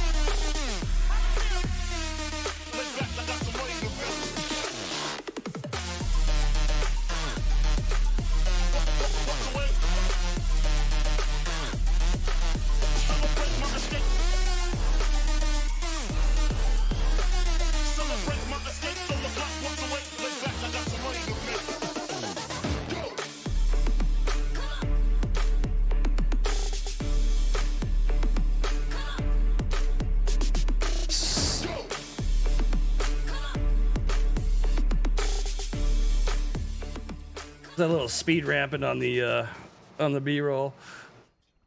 Thank you for letting me indulge myself, which I think that's the first of my own videos that I've ever played on this show. I think so. Yeah. Are you guys still working on the community edit? Because I submitted a clip. Did you preview my clip yet? You know what? I actually have not, to be honest. You should preview it on the air, real quick. I think we should hold it. I think we should hold it, and then we'll. I'm joking. We will. I you know, like I said, I want to get it to a place. I just wanted to see your reaction to it because it's stupid. I'm sure it'll be awesome. Pretty excited though to get that motion. To be quite honest, I was actually going to try to shit out one more edit from the 10-inch footy from that day, unless of course we go out and fly, and then I get sidetracked with something new. But we are pretty much wrapping up submissions, and I think we have enough shit to cut down and make that edit thing, zine thing. So. But we're, so I guess last call for alcohol. Get some fucking clips. Yeah, I saw there were a lot of submissions on there. There's a good amount of shit in that folder. Yeah, I've downloaded. So basically, I'm gonna get it. I kind of want to send in like a stupid 10-second, FPV-esque thing, but I haven't really thought of anything. So, but I'm still thinking. So the interesting thing I was really happy with about my video is that's fucking quad is heavier than shit. Like, it's fucking so heavy, and it's still pretty amazing how well it actually flies. And I'm trying like hell to get those. Yeah, that thing was tuned super clean. There's no jello or sideways power loops through that thing. But anyways, rod sideways power loop. Cementkid and I have made a vow that we're gonna try to make a point to just focus on backwards shit next time. So that's gonna be interesting. And I think Maddie flipped the arc. I actually did. I did. The arc is doable. So I'm not gonna lie. Yeah, Maddie flips backwards. I'm not gonna lie. That's a backwards move. I was trying to find footy from the last time I was there with the bando, and it's on one of my drives I pulled, and it was too much of a pain in the ass. But I did Maddie flip that fucker with the bando last time, or not. That was a few sessions ago we went out there. I think it was the first time I went out there. I Maddie flipped that fucker a couple times, but I ultimately bit the dirt hard and tore the bando all up, ultimately doing Maddie flips. I fucking Maddie flipped and I came back around and I fucking clipped the wall and just fucking lost it, and it was a wrap. It was all fucked up. But I mean, once you land a Maddie flip, you're like, all right, keep going. What I need to do is don't stop the flow, because you're like, I freak out after I do a sick trick. I want to try to Maddie that bitch with one of the 10s one day. That's as long as we're like huddling behind you, fucking cricket style. But yeah, I can't wait to go there with you guys, because the last 2 times, right? I think I couldn't go. I had my fucking parents or some other thing, jury duty. I don't remember. Hey, look, we got another. Oh, stop. This one is Stoner Trash.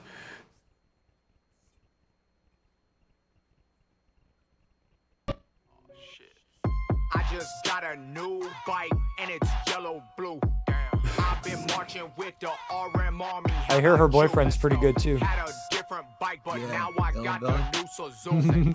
Shout out to Reckless. But you number 2. No offense to Coop. I just threw the coupe. Call it U-Haul. The way I'm making moves. Now I'm 97, but I'm always 7 deuce. They just officially put me in top 100, all approved. I like that new color, yellow, blue. I seen what you riding. I was like, oh. You gotta get on a brand new 450 Suzuki. You ain't gotta ask me, you could ask CR22. Damn. We gonna win, we gonna beat the shit, call us Winnie the Pooh. Coming in hot, staying cool, that's what we do. I've been sick my whole life, like I got the flu. Just double check my temp, yup, 722. Damn. I just got a new bike, and it's yellow blue. I've been marching with the RM Army, how about you? Let's go. Had a different bike, but now I got the new Suzuki. You can try to beat us, but you number 2. Yellow, blue. Yellow, blue. Now I got the new Suzuki. I'm just saying, I wouldn't want to be picking a fight. I hope you know, we got that boy Gaston Pike. Bye, just hit you with the 1-2. I put a banana clip in the 450 Zook. Hit you with the roost. Now I'm gone and I just dipped on you. Got a brand new Zook with a brand new team, and it's HEP. What you know about me? Got a fresh new start, and I'm living my dream. And I got my shine on like the damn high beams. Make a white boy wanna scream. Living my best life, you might not agree. Life's been good like I put sour cream. Call it supreme. I don't really care if you add your 2 cents. You and Penny Pusher, I'ma make them millions. I've been out there killing like a villain. Don't be obstructing my vision with all your conditions and all your restrictions. Damn. Boy, how you think I got all this sauce? Drip, drip. Boy, how you think I became the boss? Yeah. Boy, now I got the Zook. I'm gone, you lost. I just got a new bike, and it's yellow blue. Damn. I've been marching with the RM Army, how about you? Let's go. Had a different bike, but now I got the new Suzuki. Say what? You can try to beat us, but you number 2. Yellow, blue. Yellow, blue. Now I got the new Suzuki. Yellow, blue. Yellow, blue. Now I got the new Suzuki.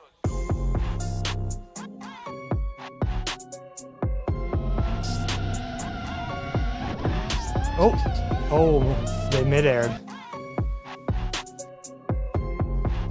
Shout out to Stoner Trash and Reckless. Following the good rule of 3 minutes and 15 seconds. I'm all about that life now. I'm going to try to stick with it. 3:30 and 3:30 and under. Yeah, I've done 1 5-minute thing and I watched it. I'm like, I can't watch that. It was my own footage and I was like, I can't watch this. It's too long. Like, yeah. It's stop. When you do it to your own footage, it's definitely a sign. Well, that's what I was talking about before. Like even West Side says that about his stuff. Like he hates the longer ones. If you can hit it and quit it, and like when I did that edit, like that was so for me that was like exploring a new workflow, trying to get around my own stumbling blocks and make decisions in the edit and try to make it work within 3 minutes of actual flight video and whatever 20-30 seconds of intro crap and a bit of B-roll at the end, and try to keep the whole shit show under about 3.5 minutes. That was my goal, and that's what I accomplished. Kitty says hello. What up, Kitty? So I mean, that's the thing, and like for shows like us, it's like better to play 2.5, 3.5 minute videos. Some people, man, are doing them in 2 minutes, dude. It's like if you can make your point and get out, props. Yeah. YouTube hates short stuff, but yeah, I mean, but that's why we do that's why we do the stream. We make up for it in the streams. Fucking all right. So next up is Propaganda. I'm gonna try to cut through a couple more and then as a wrap. Propaganda X up next.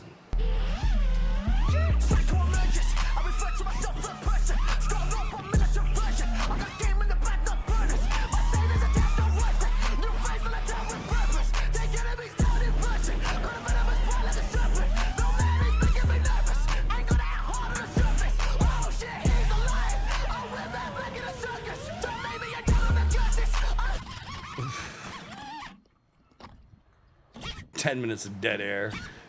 Monetize this. Monetize this, you fucks.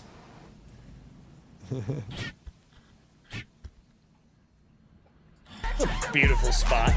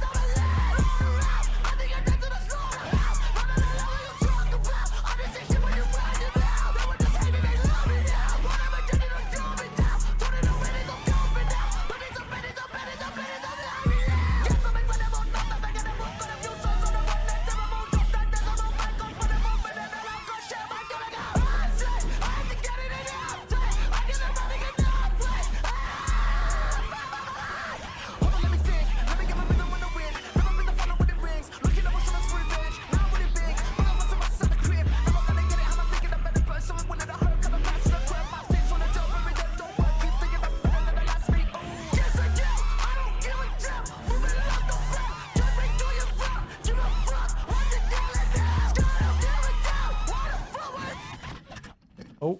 Your fucking motor's on fire yet, bro? He's killing it. It's still, is it over? Is it alive? Is it? Did it survive the second crash? Nice. He's turtling out. When in doubt, turtling out.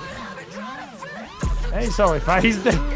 Yeah, you just do that initial roll to see if it's like gonna catch fire. I remember once I landed backwards and I think I bent one of my RXs. I got up in the air, and as soon as it fucking spun, died.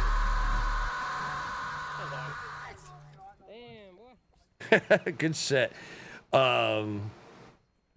Nice ripping, nice ripping. Let me lose all the fucking bullshit in the back. Shout out to Propaganda X. I like the music in it too. I think we're gonna go 2 more maybe. How long is? God damn it! Swift Duck's fucking video is 5.5 minutes. Jesus. We already played Swift Ducks. Is Did this Moons of something? Nah, it's a new one. Okay. It's actually My pretty bad. fucking fire. I thought it was Moons of whatchamacallit, which we watched. You must have just put it up, or else I would have put it on the list. Moons over my hammy? Something like that. Oh yeah, no. We definitely saw this one. Nope. He just dropped it. Oh, okay, so I'm totally he's using these fucking fantasy names.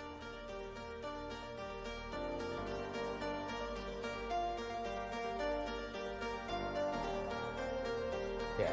Forest Moons of Endor, now it's Wizard of the Woods. It's pretty fucking sick. How not to hit trees. Right? The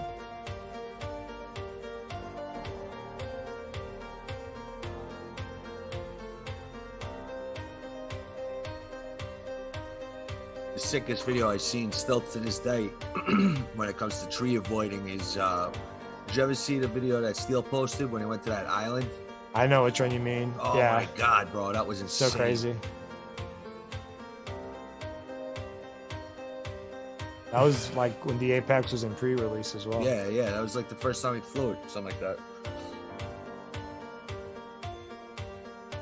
Oh, and HDOs, I think, something like that. Stop making your videos 5 minutes long.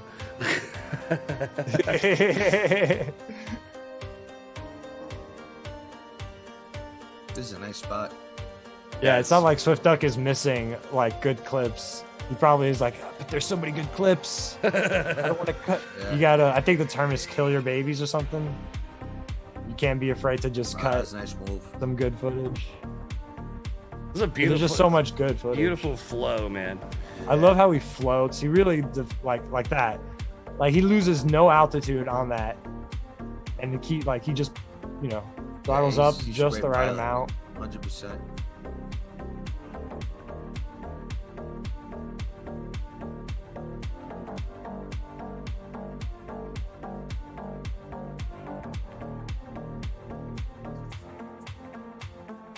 That was a sick yaw spin right there, inverted yaw.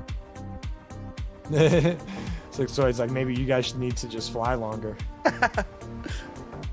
See, my videos, I need like 20 batteries to get a good edit. That's how I fucking did the Goon Squad competition, was just sheer amount of batteries. While everybody was chatting and socializing, I was going back to back to back to back on batteries. I do that all the time too. I burn through 12, 15 batteries in the first hour. You know? Yeah. I mean, I take 40 batteries, so I don't even know. I take 12 to 18, but I recharge them. Like I said, I plug right into my car. Yeah, nice. I only recharge them when I drain them too far. Which, usually when I'm low battery, I hit something and then the motor just goes crazy and I suck out a couple of amps. Yeah.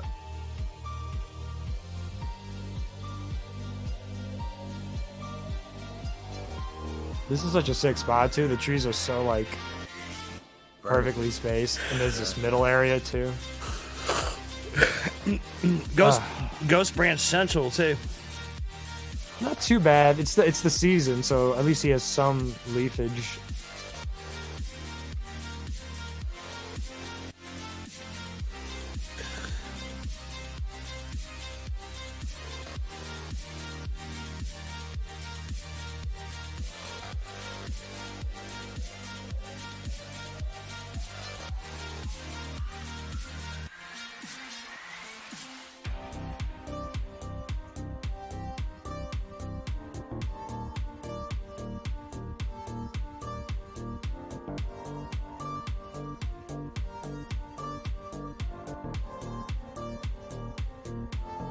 Last year I was flying 10 to 20 packs a day. This year I fly once every 2 months.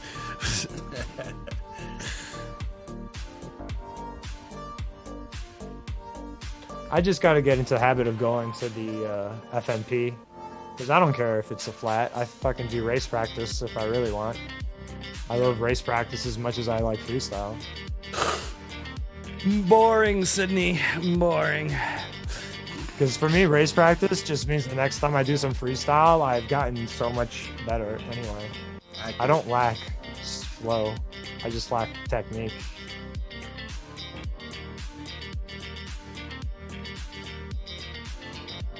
I like that, going up real smooth like that, up the tree.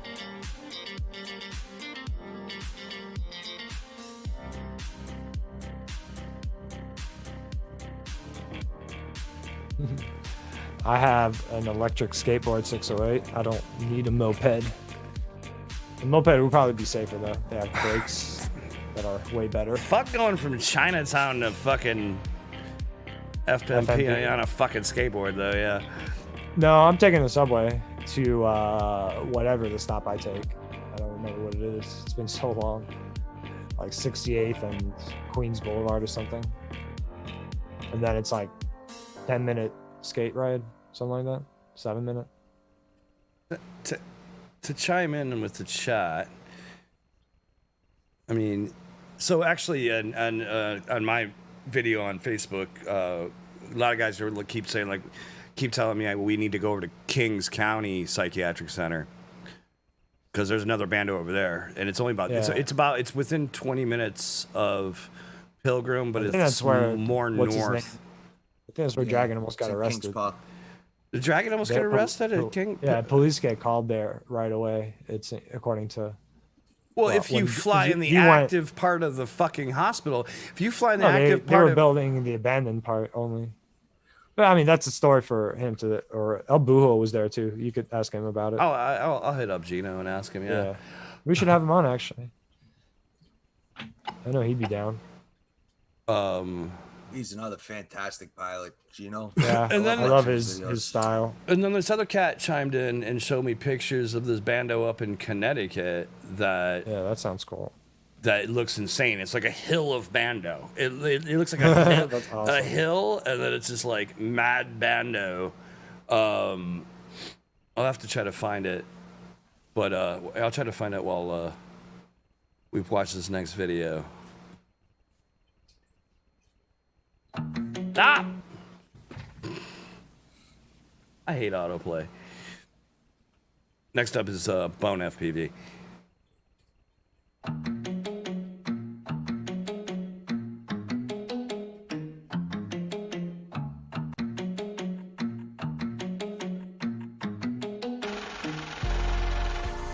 Used to be hard to get abroad when I got declined on my debit card. Duct tape on my headlight, no aux plug in my beat up car. When college loans stacked up, equated to more than my savings and shit. I ain't even read graduation, so now all that I'm paying is hard knocks education. I'm saying that I barely had money for weed. Shit, I had to sell it to smoke. Pulling up on my tank on E. Yes, I was incredibly broke, but shit was inevitable. I had to go do it to get to the dollar. The ropes on the slope of a treacherous road. Still, I put on one hell of a show. My credit was low, but I shot for the top. Riding out whether I got it or not. Seeing these people with money and wondering if they were better. I honestly thought the cop in the drop, buying a yacht, or wearing a chain with the shiniest rock. So make you the man. So I made a plan, and now I got fans that are buying my stock. And now that I got what I came here to get and secure the bag. I don't need a flex. I just stack and chill and play PlayStation. No vacation, just reading checks, then cashing them, then stacking them. And through it all, to the same old me. Never ball out, I just stay low key. How far it goes, we'll see. I don't gotta flex for the grand pose. Don't whip a Corvette or a Lambo. I'm just stacking up my checks and I'm laying low. But fuck what they say, cause I'm getting paid. Yeah, I don't gotta flex for the grand pose. Don't whip a Corvette or a Lambo. I'm just stacking up my checks and I'm laying low. But fuck what they say, cause I'm getting paid. Now, hold up, just wait a second. I still gotta figure out a way to spend it. Taxes suck and I'm racking up, so this cash I touch will get reinvested. My ace Flynn on the finances. Money coming, he timestamp it. I'm a simple man with a business plan, couple $100 grand on my mind, damn it. Drop 5K for the Kangen water. Want a glass, shit making offer. Money over fame, put a ring on the game, then dip with a maid of honor. What you spend on a necklace, I get it, then invest it. And then I'll get a necklace with what I made off my investment. But I'm frugal, watching money quadruple. Bringing in that cheddar and getting credit approvals. Whole kit and caboodle, I'm trying to get it all. Locked up in a lab until there's plaques up on the wall. No need for a withdrawal, I only make deposits. I want 11 figures on my hustle till I got it. Cause Nip taught me all money in. Marathon never ends. Hit my stride and then I'm gone with the wind. I don't gotta flex for the grand pose. Don't whip a Corvette or a Lambo. I'm just stacking up my checks and I'm laying low. But fuck what they say, cause I'm getting paid. Yeah, I don't gotta flex for the grand pose. Don't whip a Corvette or a Lambo. I'm just stacking up my checks and I'm laying low. But fuck what they say, cause I'm getting paid. Show me the money. Show me the money. Show me the money. Show me the money. Yeah. Show me the money. Show me the money. Show me the money. Show me the money. Yeah.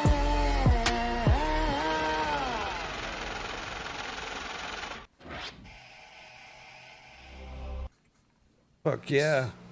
That was chill. Yeah, it was sweet.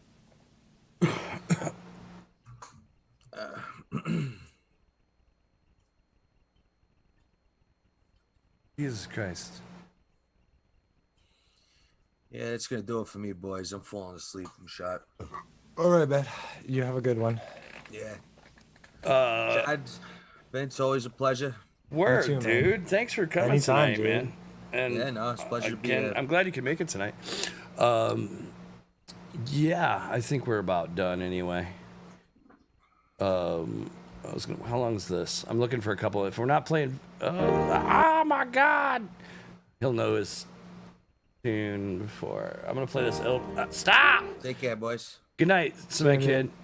Have a good night, brother. You too, bud. I think we'll leave it on last pack will be Ilbra.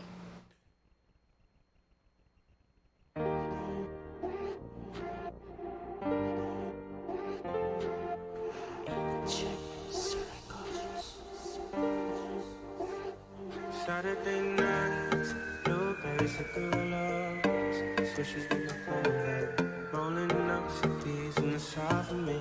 Light 'em up and let 'em move back. Family feud, saying mom's confused. But for sure she doesn't wanna learn. But daddy's gone, say he's never home. And wishing only makes him cry. Guess there's certain dreams that you gotta keep.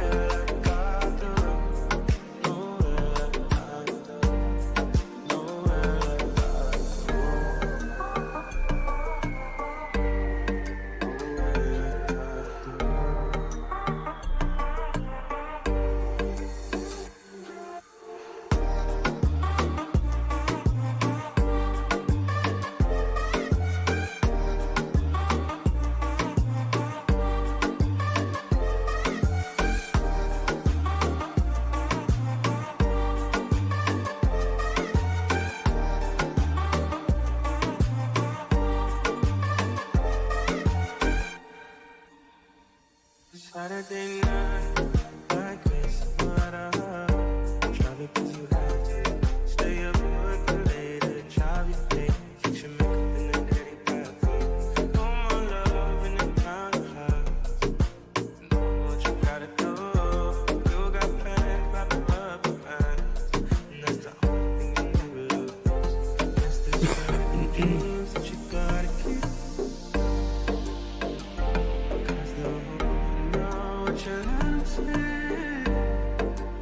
All the things that I know that your parents know, they don't care like I do, nowhere like I do. And all the things that I know that your parents know, they don't care like I do, nowhere like I do, nowhere like I do. 'Cause I care.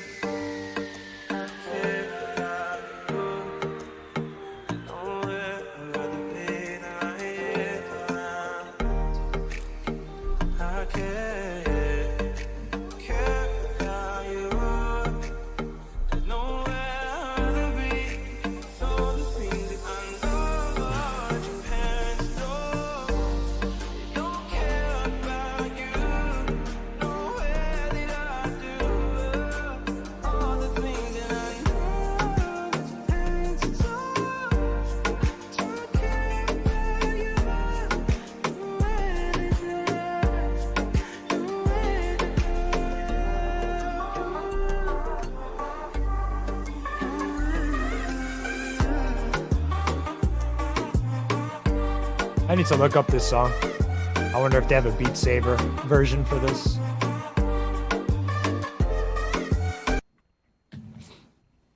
My life now is VR, e-skate, and FPV.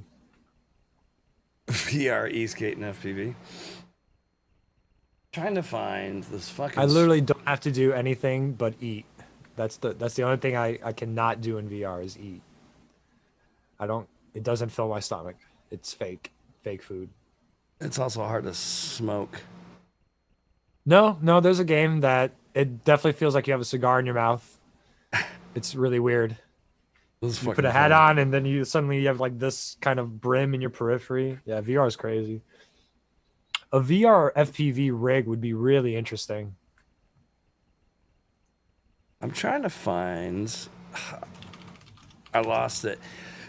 I'll have to try to find the post. Buddy made a comment on showing that other bando, but we have to come back with that for next week. I'll have to find it though. I need to make note of it before I completely lose it because I shared the shit out of that video and now I can't figure out where it was. But anyways, anything else? You got anything else? Or are we done? I think we did everything. There was Crossfire 4. We didn't really. I mean, I don't know much about it. You said you haven't done it yet. I haven't done it yet. There's the Flywoo Explorer. We're waiting for 608 to fly it so he can give us his review. What else? We did the Frostbite stuff. Or no, not Frostbite. Sharkbite. We did the Sharkbite stuff. Previous Crash, FedTech, yeah. Giant Meteor. Yeah, giant. All right. Like we live in a gallery, asteroid gallery. Like look at any little thing by Black Science guy. I never remember his real name. Neil Patrick Harris or something. I don't know, something like that. DeGrasse. Black guy. Yeah, Neil deGrasse Tyson. That's what it is. Black Science guy. You know, that's his meme name. Look it up. I didn't invent it. No, I'm kidding. Yeah, he makes a thing that we're just like in such a fucking asteroid like gallery that it's amazing we haven't been hit already. So every time there's like another asteroid, I'm like, yes, makes sense. It's like we are just recently getting to the technology where we can see them from far away. But yeah, that's my 2 cents. And then me and cementkidd are going to do a B2P Egyptology special where we talk about how there's water erosions on the pyramids, suggesting that they are way older than the Egyptologists. And the Egyptologists refuse to admit that they have been wrong for all these years. So they get real catty with people who say that the pyramids are older than they say. So yeah, if you say that in an Egyptology meeting, they might just stab you, take your stuff. No, I'm making that up. I'm sure Egyptologists are very nice people. Yeah. So how about you close it up with something not insane, Chad? He's like, nah, we're done. I don't even know. I don't know what I could add to Used that. up all your energy. Yeah, y'all motherfuckers be Well, safe. everybody, come on back next week. We'll talk about crazy stuff, and then eventually we'll talk about quads. Eventually, we'll have some interviews when we get inspired to invite someone or somebody wants to be on. We had want to be Wombat on last week, so yeah. Oh, I'm not saying we don't have people on, but I'm saying, you know, if you want to be on, hit us up. You know, I saw some people said we should have Last Pack on because he's got some good stories, and that mustache probably has a name, so we need to find out if his mustache indeed has a name. Shout out to 608 for that. 608. Yeah, man, awesome hanging out with everyone. Also, Shout out to everybody in the chat. Dragon here is my fucking sensei. Rizko, Brian. Love Brian you guys. Kirby. Thanks for fucking everybody, man. trudging through another 4-hour session as per usual. We'll see y'all next week, and yeah, you never know who might show up. So with that, you guys have a great week. Get out and fucking rip some shit this weekend, and keep sending us dope vids. Sorry if we didn't get to yours this week. You know how it goes. 2.5, 3.5 minutes. 4 hours. Yeah. Later. Bye. Sword of Omens, give me sight beyond sight.